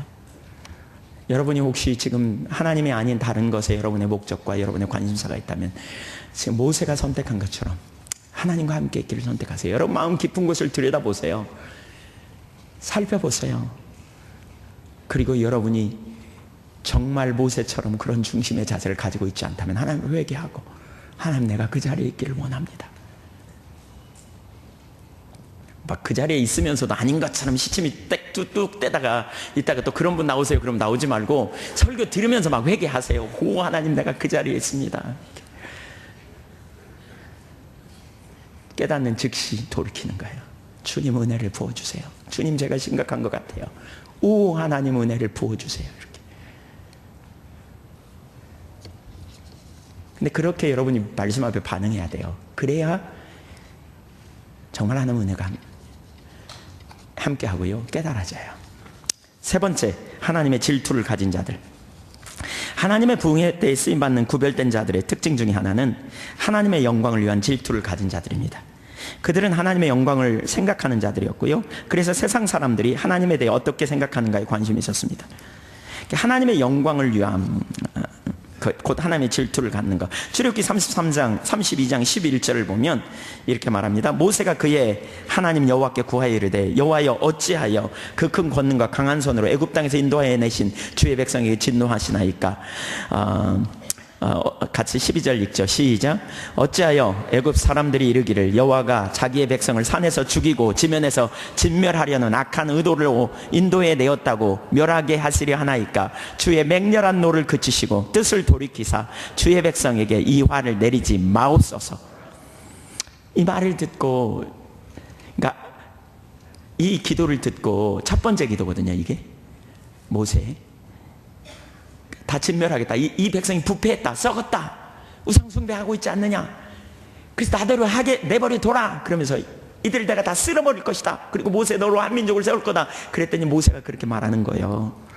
어찌하여 애굽 사람들이 말하기를, 여호와께서 자기 백성을 인도해 놓고 능력이 없어서 지면에서 다 죽이려고 악한 의도로 인도해 냈다고 하는 말을 들으려고 하십니까? 그러면 하나님 명성이 뭐가 됩니까? 이렇게 말하는 거죠. 그랬더니 하나님 응답하세요. 그러니까 모세가 기도할 때 그 뭐가 있어요? 하나님의 명성, 하나님의 이름, 사람들이 하나님을 어떻게 말할까, 하나님의 영광과 관련된 그런 열정을 가지고 기도하는 거예요. 신명기서에서도 독이나 사건을 이렇게 모세는 설명하고 있어요. 신명기 9장 28절, 주께서 우리를 인도하여 내신 그 땅 백성이 말하기를, 여호와께서 그들에게 허락하신 땅으로 그들을 인도하여 드릴 만한 능력도 없고 그들을 미워하기도 하사 광야에서 죽이려고 인도하여 내셨다 할까 두려워하나이다. 애굽 사람들이 하나님은 능력도 없고 그들을 미워하여서 죽이려고 인도하였다고 할까 두렵습니다. 그러면 하나님의 명성이, 하나님의 선하심이, 하나님의 전능하심이 땅에 떨어질 텐데 하나님, 그런 말을 들을까 제가 겁납니다 하나님. 그러면서 모세가 중보기 됐다는 거예요. 그 백성의 상태를 통해서 하나님이 심판하실 때 그 백성을 불러내신 하나님께서, 그 백성들이 믿는 예배하는 대상인 하나님께서 그 백성이 잘못되면 하나님의 이름이 땅에 떨어지지 않습니까? 이런 얘기예요. 모세에게는 확실하게 이 인식이 있었던 것 같아요. 민수기 14장에서 약속의 땅 가나안에 12명의 정탐꾼을 보내고 돌아와서 보고한 이후에 이스라엘 백성들이 그 불신앙에 빠져갖고 60만 명이 다 10명의 소리를 듣고 이렇게 원망하고 불평하잖아요. 그때 하나님이 이스라엘 백성들을 진멸하시겠다고 또 말씀하시거든요. 모세를 세우겠다고. 그랬더니 11절 이하 이렇게 말해요. 민수기 14장 11절. 여호와께서 모세에게 이르시되 이 백성이 어느 때까지 나를 멸시하겠느냐? 내가 그들 중에 많은 이적을 행하였으나 어느 때까지 나를 믿지 않겠느냐? 정말 무섭죠. 놀라운 은혜를 경험하고도 쏜살같이 멀어져 버리는, 이 금송아지 맞는 사건이나 이 사건이나 보세요.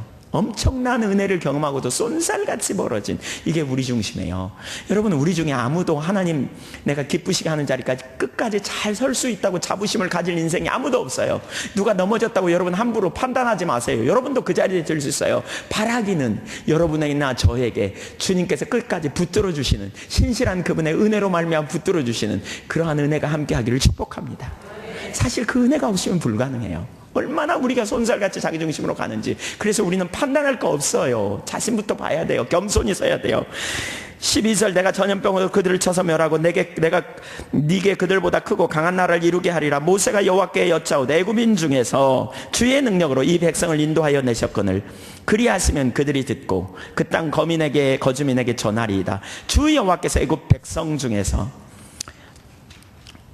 중에 계심을 그들도 들었으니 곧 주 여호와께서 대면하여 보이시며 주의 이름이 그들 위에 섰으며 주께서 낮에는 구름 기둥 가운데서 밤에는 불 기둥 가운데서 그들 앞에 행하시는 것이니이다. 14절 15절 16절 같이 읽습니다. 시작. 이제 주께서 이 백성을 하나같이 죽이시면 주의 명성을 들은 여러 나라가 말하여 이르기를 여호와가 이 백성에게 주기로 맹세한 땅에 인도할 능력이 없으므로 광야에서 죽였다 하리이다. 그러면서 19절에 구하옵나니 이 백성을 사해 주세요 라고 기도해요. 이 백성을 사해 주세요.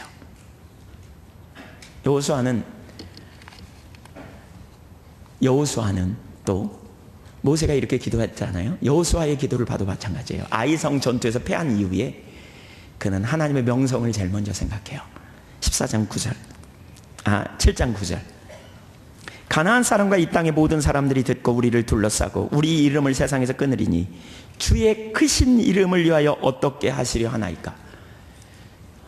모세는 여호수아도 가장 먼저 하나님의 명성에 대하여 염려하면서 기도하기 시작해요. 하나님의 사람들은 하나님의 명성에, 영광에 관심이 있어요. 예레미야 선지자의 중보기도도 바로 하나님의 이름을 붙잡아요. 물론 하나님은 이미 예레미야 시대에 당신의 명성이 땅에 떨어질지라도 그 백성을 심판하기로 작정했기 때문에 그 기도를 듣지 않지만 14장 7절, 예레미야 14장 7절. 여호와여, 같이 읽어볼까요? 우리의 죄악이 우리에게 대하여 증언할지라도 주는 주의 이름을 위하여 일하소서. 우리의 타락함이 많음이니이다. 우리가 주께 범죄하였나이다. 이스라엘의 소망이여, 고난 당할 때에 구원자시여, 어찌하여 이 땅에서 거류하는 자 같이 하룻밤을 유숙하는 나그네 같이 하시나이까. 어찌하여 놀란 자 같으시며 구원하지 못한 용사 같으시니까. 여호와여, 주는 그래도 우리 가운데 계시고 우리는 주의 이름으로 일컬음을 받는 자이오니 우리를 버리지 마옵소서. 이 백성이 정말 심각한 죄를 범했습니다. 하나님, 정말 보기 곧습니다. 하나님, 그럴지라도 주의 이름을 위하여 버리지 마옵소서. 하나님의 영광과 관련된, 하나님의 영광이 땅에 떨어질까 하는 질투 때문에. 다니엘도 똑같아요. 다니엘서 9장 18절. 나의 하나님이여, 귀를 기울여 들으시며 눈을 떠서 우리 황폐한 상황과 주의 이름으로 일컫는 성을 보옵소서. 19절 좀 띄어서. 주여 들으소서. 주여 용서하소서. 주여 귀를 기울이시고 행하소서. 지체하지 마옵소서. 나의 하나님이여 주 자신을 위하여 하시옵소서. 이는 주의 성과 주의 백성이 주의 이름으로 일컫는 바 됨이니이다. 또 에스겔서에서도 20장 13절 그러나 이스라엘 족속이 광야에서 내게 반역하여 사람이 준행하면 그로 말미암아 삶을 얻을 나의 율례를 준행하지 아니하며 나의 규례를 멸시하였고 나의 안식일을 크게 더럽혔으므로 내가 이르기를 내가 내 분노를 광야에서 그들에게 쏟아 멸하리라 하였으나 내가 같이 읽죠. 내가 내 이름을 위하여 달리 행하였나니 내가 그들을 인도하여 내는 것을 본 나라들 앞에서 내 이름을 더럽히지 아니하려 하였음이니라. 하나님께서 하나님의 이름 때문에 그들을 인도하겠다는 거예요. 하나님의 명성 때문에. 에스겔서 36장에서 이 부분을 더 구체적으로 나누지요. 그들이 이른바 그 여러 나라에서 내 거룩한 이름이 그들로 말미암아 더러워졌나니. 왜 더러워졌어요? 이스라엘 백성들이 하나님을 믿는 이스라엘 백성들임을 다 알아요. 여호와 하나님을 믿는. 근데 그들이 전쟁에 져가지고 포로로 잡혀갔어. 그러니까 그들이 믿는 하나님이 무능한 것 같아. 그러니까 주변 사람들이 그러는 거예요. 야, 너희 믿는 하나님 별거 없네? 여호와 별거 없네? 그래서 여호와 이름이 땅에 떨어졌다는 거예요. 그래서 이렇게 말하는 거예요. 곧 사람들이 그들을 가르쳐 이르기를 이들은 여호와의 백성이라도 여호와에서 땅에서 떠난 자라 하였음이라. 그러나 이스라엘 족속이 들어간 그 여러 나라에서 더럽힌 내 거룩한 이름을 내가 아꼈노라. 여러분, 하나님은 하나님의 이름을 스스로 유하십니다.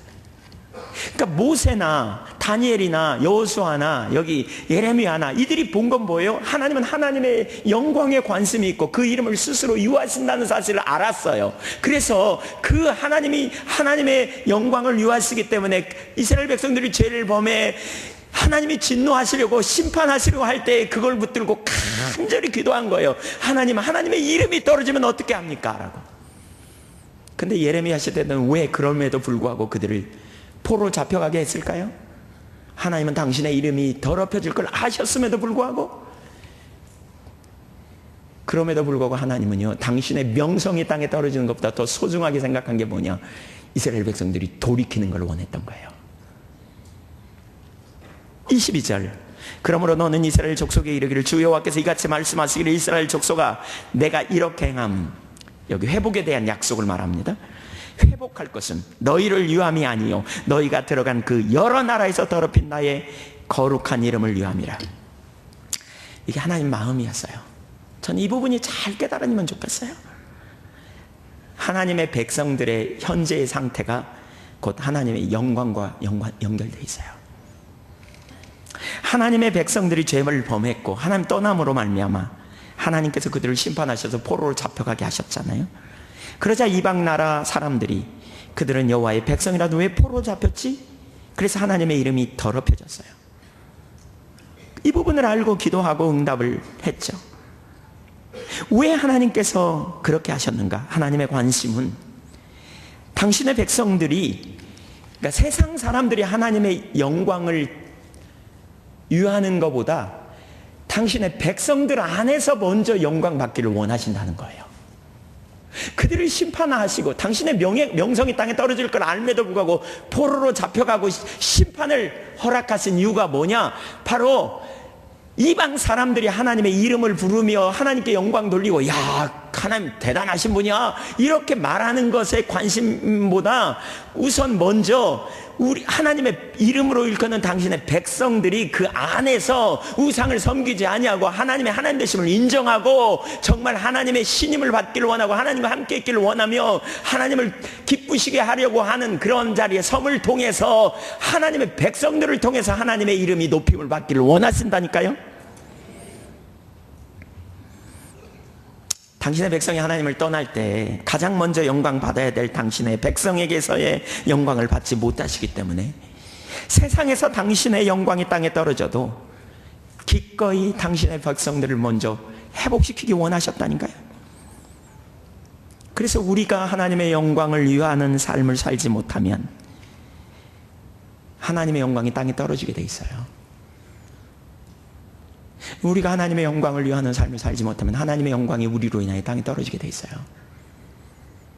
하나님의 백성에게서 하나님의 영광을 받으신다면 당연히 하나님이 그 백성과 함께 하심으로 구별되이 세우시고 세상에서 거룩한 나라, 제사장 나라 삼으셔서 보배로운 소유로 삼으시고 지키시고 돌보시고 은혜를 주시고 필요를 채우시고 실제적인 삶의 역사가 나타남으로 말미암아 세상에서도 하나님의 영광이 드러나게 될 거라고요. 우리의 범죄의 결과. 결국 이런 얘기예요. 뒤집어 보면 세상에서 하나님의 영광이 땅에 떨어졌다는 말은 지금 하나님의 백성들의 삶 가운데 하나님의 영광이 땅에 떨어졌다는 거예요. 마음이 나눠졌고 우상 숭배하고 죄를 범하고 있고 지금 그런 상태에 빠져 있다는 거예요. 잘 들으세요. 지금 제 설교가 별로 이렇게 잘 안 들리는 분들이 몇 분 있는 것 같아요. 멍하니 딴 생각하고 있고. 너무너무 중요한 영역입니다. 보세요. 하나님은 이방 사람들에게서, 예수 안 믿는 사람에게서 영광 받기를 원하기보다 나에게서 영광 받기 원한다니까요. 존재를 다해 사랑하고 나눠지지 않은 한 마음으로 하나님 신앙의 본질에 서서 하나님을 알기를 원하고 하나님 사랑하는 자리에 있기를 원하신다니까요. 아멘. 그러면 어떻게 해요? 하나님이 우리와 함께 하세요. 그걸 보고 이방 사람들이 하나님께 영광을 돌려. 야, 하나님 정말 대단한 분이다. 하나님은 우리가 믿는 입술의 고백을, 저들은 우리가 믿는 하나님을 보는 게 아니라 우리를 보잖아요. 근데 우리가 하나님에게서 떠나 나눠진 마음이 있고 우리가 하나님을 떠나 자기중심으로 또 의식으로 본질을 대체하고 이론을 실제를 대체하는 하나님을 멀리 떠나 있어서 우리 삶에 하나님의 임재가 거쳤고 하나님께서 거기서 돌이키라고 말하지만 깨닫지 못하고 그래서 우리 삶에 징계가 있고 억압이 가득하고 현실에 하나님만 하실 수 있는 능하신 역사가 한 개도 없어. 더 심하면 하나님께서 포로로 잡혀가고 징계를 합하셔서 이방인의 수치 아래 놓이게 만들어. 그랬더니 야, 너 예수 믿는다 그러는데 별거 없네? 네가 믿는 하나님 능력이냐? 하나도 능력이 아니다. 그래서 하나님 이름이 땅에 떨어진다는 거예요. 그 이유가 뭔가를 봐야 돼요. 내 안에서 먼저 하나님의 영광을 위하면, 내가 그 자리에 있다면 당연히 하나님은 세상에서 영광을 받으실 거라니까요. 우리는 자기는 하나님에게서 천리나 말리나 떠나면서 입술로 하나님 영광을 받으시옵소서, 하나님이 이방 가운데서 열방 중에 하나님 영광을 받으시옵소서라고 말하면 하나님의 영광이 받아지는 게 아니고 먼저 우리 안에서 그렇게 뒤집히는 역사가 일어나야 된다니까요. 저와 여러분 안에서 영광을, 하나님을 영화롭게 하는 삶을 선택하면 당연히 우리를 통해서 하나님의 영광이 열방 가운데 드러나게 될 거라니까요. 우리로 인하여 더럽혀진 이름이라고 말해야 돼요. 오늘날 세상 사람들이 기독교에 대해서 뭐라고 하는지, 오늘날 인터넷에 일부라고 그냥 유별난 사람들만 그렇다고 치부하기에는 너무나 많은 사람이 동조하고 너무나 아주 정말 심각하게, 이런 표현해도 될지 모르지만 악랄하게, 말도 안 되는 그러한 표현들을 하면서 기독교에 대해서 공격하는 무리들이 적지 않습니다.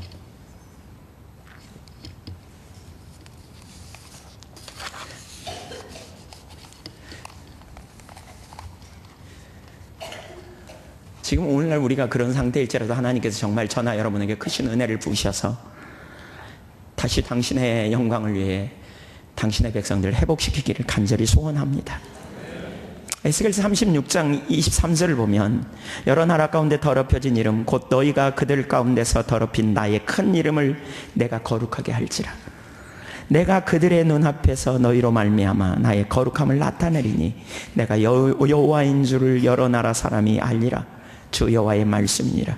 내가 너희를 여러 나라 가운데에서 인도하여 내고 여러 민족 가운데에서 모아데리고 고국 땅에 들어가서 맑은 물을 너희에게 뿌려서 너희로 정결하게 하되 곧 너희 모든 더러운 것에서와 너희 모든 우상 숭배와 숭배에서 너희를 정결하게 할 것이며 또 새 영을 너희 속에 두고 새 마음을 너희에게 주되 너희 육신에서 굳은 마음을 제거하고 부드러운 마음을 줄 것이며 또 내 신을 너희 속에 두어 너희로 내 율례를 행하게 하리니 너희가 내 규례를 지켜 행할지라. 내가 너희 조상들에게 준 땅에서 너희가 거주하면서 내 백성이 되고 나는 너희 하나님이 되리라. 이러한 역사를 이루시겠다는 거예요. 왜? 스스로 당신의 영광을 유하셔서. 그게 하나님의 질투예요. 이 질투가 우리 가운데 부어지기를 간절히 소원합니다.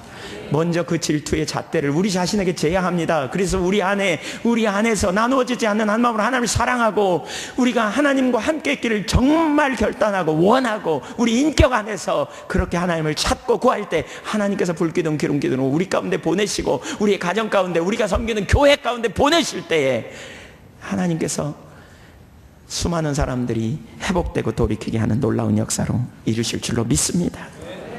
중보기도자들이 이런 질투가 있어야 합니다. 정말 이런 질투가 필요합니다.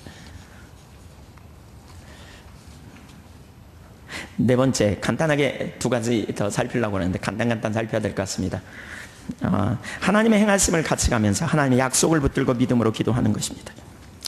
중보기도에서 매우 중요한 것 중에 하나는 약속을 붙들고 하나님께 드리는 것입니다. 모세가 그렇게 기도했어요.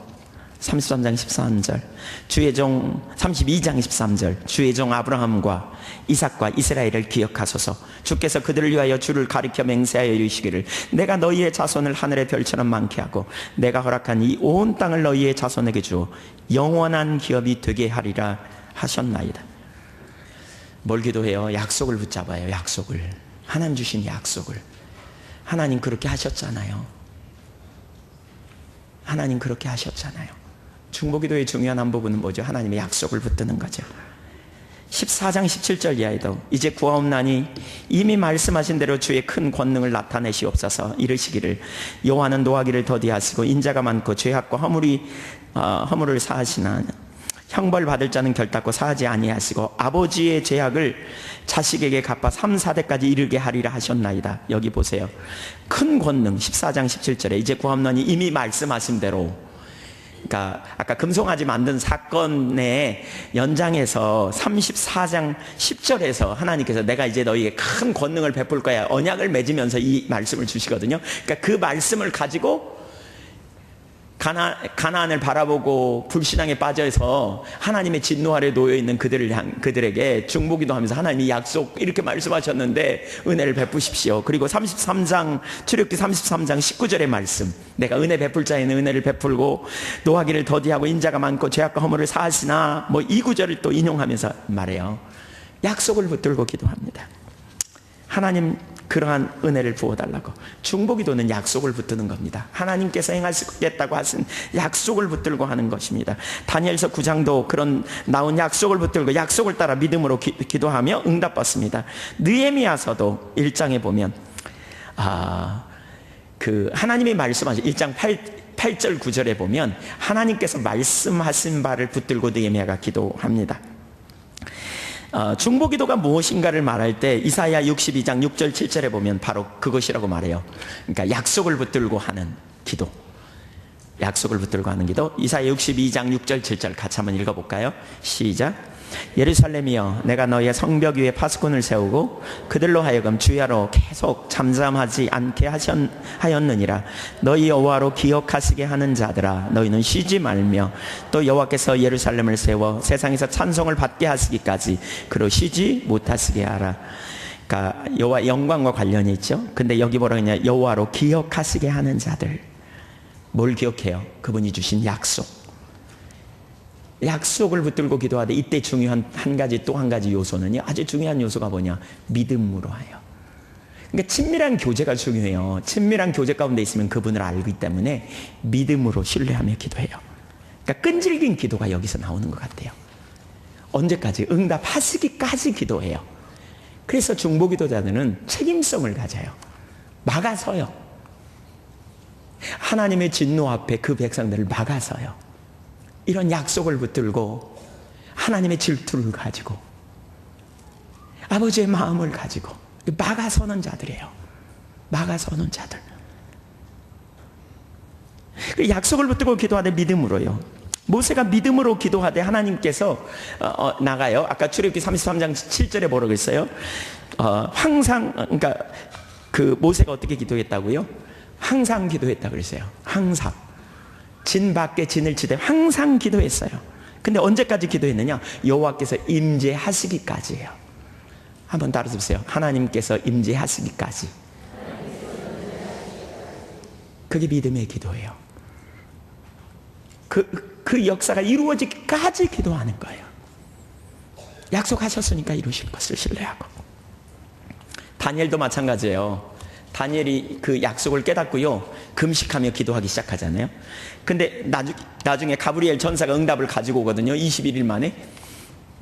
근데 뭐라 그러냐면, 기도하는 첫날 응답이 떨어져가지고 가지고 오는 중에 공중의 권세 잡은 사단이 방해하니까, 바사국군이 막았다 그랬잖아요. 막으니까 미가엘 천사장이 와가지고 전쟁을 해가지고 이겨가지고 왔다는 거예요. 그때가 21일이에요. 근데 다니엘은 그때까지 금식하며 기도하고 있었거든요. 응답이 오기까지, 임하기까지. 하박국 선지자 보세요. 처지인식을 정확히 했거든요.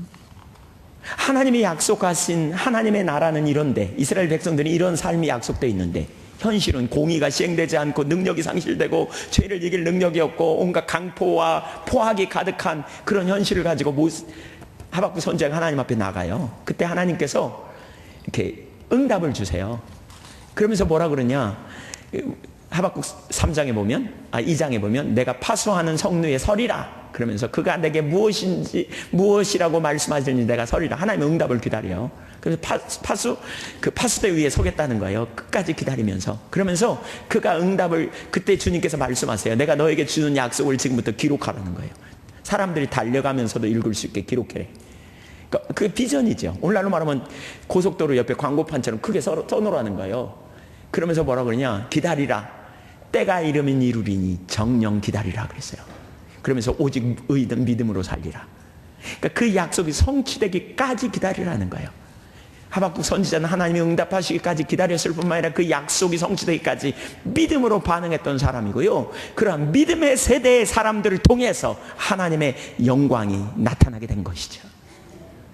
끝까지 믿음으로 구하는 것. 하나님 그 일을 이루어 주시옵소서.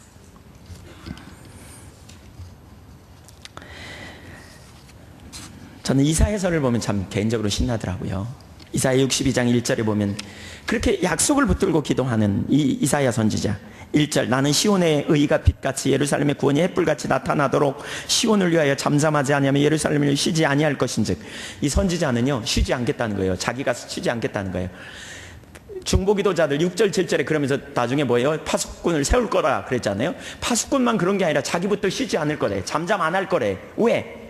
지금 현실은 어떠냐면 거기 시온의 의가 빛같이 예루살렘의 구원이 햇불같이 나타나도록 그랬어요. 그 말은 지금 없다는 거거든요. 없지만 뭘 와요? 믿음으로 하나님께서 그렇게 행하시겠다고 약속하신 그 일이 이루어지기까지 뭐 하겠다는 거예요? 본인 스스로 믿음으로 하나님 앞에 중보기도 하고 다른 사람에게 그걸 나누겠다는 거예요. 믿음의 사람들이에요. 2절, 이방 나라들이 내 공의를 무당히 다 내 영광을 볼 것이요 너는 여호와의 입으로 정하실 새 이름으로 일컬음이 될 것이며 너는 또 여호와의 손에 아름다운 관 내 하나님의 손에 왕관이 될 것이라. 다시는 너를 버리운 자라 부르지 않냐면, 이 말은 뭐예요? 지금 버리운 자란 말이에요. 다시는 내 땅을 황무지라 부르지 않냐고, 지금은요 황무지란 말이에요. 아무런 소망도 없어. 근데 믿음의 사람은 소망을 갖고 보는 거예요. 하나님의 약속을 보면서 지금 상황이 절박해도 하나님만이 그 일을 이루실 수 있사오니 응답되기까지 그렇게 기다리는 거예요. 오직 너를 헵시바라 뷸라라 하리니 이는 여호와께서 너를 기뻐하실 것이며 내 땅이 결혼한 것처럼 될 것이라. 지금은요 하나도 안 기뻐해. 지금은 엉망이야 삶이. 근데 그날이 이루어질 것을 바라보는 거예요, 믿음으로. 이게 믿음의 사람들이에요. 모세가 어떻게 그렇게 하나님께 끈질기게 기도하는지 모르겠어요. 그 번의 기도 시간이 없어서 못 살펴봅니다. 나옵니다. 계속 이제 모세의 기도는요 점점 더 옵니다. 더라는 요소가 있습니다. 모세는. 제가 개인적으로 이번에 설교 좀 하면서 정말 충격을 받은 것 중에 하나가, 나에게 심각한 게 이 더라는 요소가 없었구나. 그래서 내가 교만한 자리에 빠졌구나. 더라는 요소가 없으면 교만해져요. 근데 모세는요 끈질기게 기도합니다. 정말 하나님의 약속을 붙들고. 그분 내일 보겠습니다. 정말 갈망하게 믿음의 기도, 이게 중보기도예요. 처지를 인식했기 때문에 그리고 하나님을 알았기 때문에, 친밀한 교제에서 하나님을 알기 때문에, 그리고 그분의 질투를 알기 때문에, 그분의 약속을 보았기 때문에 전부를 걸고 기도하는 거예요.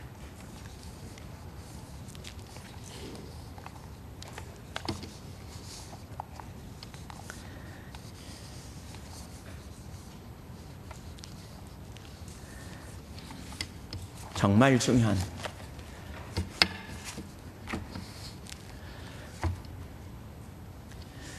처지 인식이 정말 저는 관건이라고 생각해요. 그리고 하나님과 친밀한 교제 가운데 있다면, 많은 열심히 있는 사람들이 처지가 인식되지 않기 때문에 다른 데다 역량을 쏟아요. 정말 헌신하려고 함에도 불구하고 처지 인식이 안 되기 때문에 집중하지 못하는 것 같아요. 하나님을 찾고 구하고 열망하는데 처지가 인식되면 그 삶이 근본적으로 전환이 일어나는데,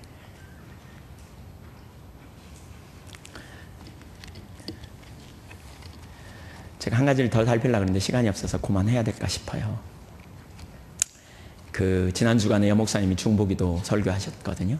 그래서 보안에서 여목사님이 이렇게 이번 주에 안 다루신 부분을 제가 좀 앞부분에 좀 감동이 있어서 특별히 처지 인식에 대한 부분을 강력하게 나누기를 원하시는 것 같아서,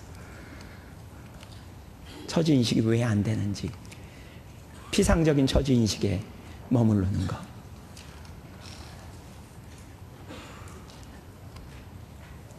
근데 그게 되면요, 그러니까 하나님과 친밀한 교제가 핵심이고요, 그렇게 되면 처지 인식이 되고요, 처지 인식이 되면 뭐예요? 하나님의 질투를 가지고 막아서요.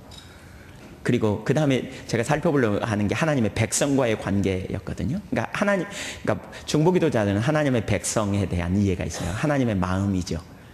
그러니까 예를 들면 하나는, 그러니까 그런 거죠. 그러니까 하나님의 백성을 향한 하나님의 마음, 이걸 가졌어요. 그러니까 두 가지를 살펴보려고 하는데, 그 중에 하나는 자기가 사역자로서 어떤 위치에 있는지를 기억하는 거죠. 사역자로서. 하나님께는 자꾸 네 백성이라 그러거든요. 근데 모세는 주님 백성입니다, 이렇게 말해요. 네. 근데 우리의 눈이 잠깐 돌아가면요, 갈라디아서 4장 17절 이하에도 보면 우리의 눈이 초점이 돌아가면 우리가 섬기는 자리에 서는데 입술로는 섬긴다 그러면서 다스리는 자리로 가버립니다. 자기가 왕노릇 하려고 합니다. 군림하려고 합니다. 섬김이 아니고 군림하려고. 근데 모세는 자신의 포지션을 분명히 알았어요. 자기는 주님의 종에 불과한. 갈라디아서 4장 17절에 보면 거짓 사도들의 문제가 뭐냐면 사람들을 자기 뒤에 줄 세우려고 합니다. 이간시켜서 자기 뒤에 줄 세우려고 그런다. 근데 바울 사도는 자신의 위치가 뭔지를 분명히 알아요. 자기는 그리스도와 사람들을 중매시키는 중매쟁이에 불과하다는 거예요. 어찌하든지 한 사람 한 사람이 주님께 세워지면 족한, 그분께 있으면 족한, 그 섬기는 자리에 끝까지 모세는 서는. 솔로몬이 지혜를 구하지만 자기 지혜 때문에 구하지 않고, 그러니까 하나님께서 솔로몬에게 내가 1,000번대 지낼 때 내가 너 뭐 줄게 그러니까 그가 지혜를 구하잖아요. 그러면서 뭐라고 그러냐면 내 백성을 내가 섬기기 위해서 지혜가 필요합니다. 이걸 하나님 그렇게 기뻐하시거든요. 그러니까 주님의 백성을 섬기기 위해서 지혜가 필요한, 그걸 그렇게 기뻐하십니다. 그러면서 모세는 하나님의 마음을 알았어요. 그 백성을 향한 마음. 그래서 출애굽기 32장 거기 9절 10절에 보면 강박하니까 내가 너로 다 멸하고 너로 한 민족을 세울게 이러거든요. 그랬더니 저 같으면 슬그머니 주님 전 그러시다면 뭐 이렇게 나올 수 있을지 모르겠어요. 근데 모세는 하나님의 마음을 알았어요. 그러면 하나님의 명성이 땅에 떨어지지 않습니까? 하나님의 능하신 손으로 이 백성을 지금 인도해냈지 않습니까? 아브라함에게 하신 맹세를 지키려 하셨지 않습니까, 하나님? 그러면서 상기시켜서 그걸 막아요. 하나님께 두 번째 또 이렇게 말씀하세요. 아니, 그러니까 내가 이 백성을 진멸하리라고. 그러니까 모세가 뭐라면 이 백성을 진멸하려거든 제 이름을 하늘의 생명책에서 빼주세요. 하나님의 책에서 지워버리세요. 이렇게 말해요. 그러니까 자신의 전부를 건 거죠. 로마서 9장 3절에 보면 바울 사도도 정확히 그렇게 말하거든요. 그러니까 중보기도자는 아버지의 마음, 자기로부터 시작해서 누구에게로 가냐면요, 하나님께로 갑니다. 자기에게로 시작해서 하나님께로 가요. 거기 출애굽기 33장 11절 이하도 보면 12절 이하의 이렇게 기도 내용을 보면 모세는, 그러니까 하나님은 이렇게 말해요. 모세, 개인적으로 내가 너에게 은혜를 베풀리라, 내가 너에게 일을 하리라, 내가 너와 함께 가리라, 그래서 너를 쉬게 하리라, 막 이렇게 말해요. 근데 모세는요, 슬그머니 거기다 우리를 끼워 넣어요. 이 족속을 주의 백성으로 여기소서. 우리와 함께 가지 아니하려거든 우리를 버려두시옵소서. 하나님은 줄기차게 너예요. 근데 모세는요, 우리, 나와 우리, 막, 그래서 우리를 끼워 넣어요. 거기다 막. 어떻게든지 넣어요, 그냥. 하나님 이 족속을 주의 백성으로 여기소서. 우리가 은총받은 걸 뭘로 압니까? 16절에도 보면 우리가 은총받은 걸 뭘로 압니까? 나와 우리 족속이, 우리가 하나님 함께 하심으로 열방 중에서 구별된 거 아닙니까? 심지어 34장 9절에도 우리와 동행하옵소서라고 말하는, 철저하게 하나님이 함께 하기를 원하시는, 하나님을 사랑하는 열망. 이 자세가 정말 너무너무 중요하죠. 하나님 백성을 사랑하는, 주님의 교회를 사랑하는. 오늘 이런 게 참 중요한 이유가 있어요. 여러분, 특별히 우리가 그런 자세를 정말 많이 가져야 돼요. 진짜 그런 자세를 가져야 돼요. 회복과 부흥의 때에 쓰임받는 그러한 메시지가 선포되면요, 어떤 사람들은 특별의식을 갖기가 쉽습니다. 우리는 다른 사람과 달라. 그래서 우리 교회, 우리 단체, 우월의식, 특별의식, 그리고 다른 사람보다 낫다는 의식.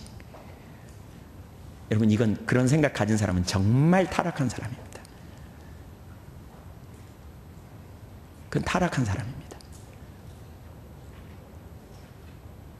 우리가 나눌 수 있지만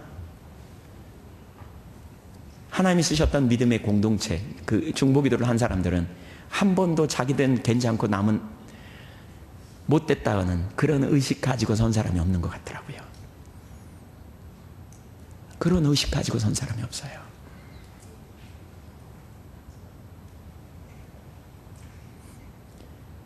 오히려 자기와 다른 사람을 동일하게 여기고 회개도 같이 하고, 그리고 공동체 의식 속에서 철저하게 중보기도 하고 있는 모습을 보게 돼요. 우리 사물교회 선교회를 하나님 많이 쓰시고 이래 가시는데, 여러분, 사물교회 선교회를 얘기하면서 특별한 것처럼 그렇게 표현하는 것은 별로 도움이 안 됩니다. 아니, 오히려 방해될 수 있습니다. 우리는 이 나라 조국 교회, 또 우리는 하나님 나라 백성에 속한 자로서 우리는 겸손하게 서야 합니다. 여러분, 특별의식 가지면 5대양 됩니다. 요즘 그 뭐죠? 세모가 모세의 거꾸로 글자라며요. 특별의식. 그건 올바르지 않습니다. 우린 주님의 교회를 사랑하고 주님의 백성을 사랑하고 하나님의 이름으로 일컫는 주의 백성들이 회복되고 새로워지며 온전케 되기를 우리는 정말 열정을 가지고 구해야 될 줄로 믿습니다. 이 땅의 모든 교회가 하나님은 잘 되기를 원하세요. 소수의 몇몇 교회만이 아니라 모든 교회들이 회복되기를 원하세요. 저는 그런다고 믿습니다. 우리가 그 자리에 가야 합니다. 어떤 사람은 중보기도 한다 그러면서 목회자에 대한 부정적인 얘기에, 교회에 대해서 부정적인 시각과 관점을 가지고 대해요. 현실을 인식하는 건 중요하지만, 그러나 하나님의 백성을 사랑하는 마음이 없고 교회를 사랑하는 마음이 없이 대하는 자세는 중보기도자의 올바른 태도가 절대로 아닙니다. 그런 자세는 무너져야 합니다. 저는 오늘 크게 5가지를 살폈습니다. 하나님을, 처지를 인식하는 것이 중요하다. 처지를 인식하는 사람이 중보기도 자리에 갈 수 있다. 근데 처지를 인식하는 일이 잘 안 된다. 왜 안 되는가? 신앙에 대한 올바른 이해가 안 되기 때문이다. 실제인가를 제가 여쭙고요. 정말 내 삶의 실제가 아니면 대면하고 설 수 있기를 바랍니다. 이 집회가 끝난 다음에 여러분의 일상의 삶으로 돌아가기보다는 이대로는 안 된다는 절박함. 어쩌면 제가 보니까 아까 듣기로는 직장을 휴가 내고 여기 오신 분도 적지 않다는 얘기를 들었어요. 일상의 삶을 살 수 없어서 나오신 분들이 아닐까 싶기도 해요.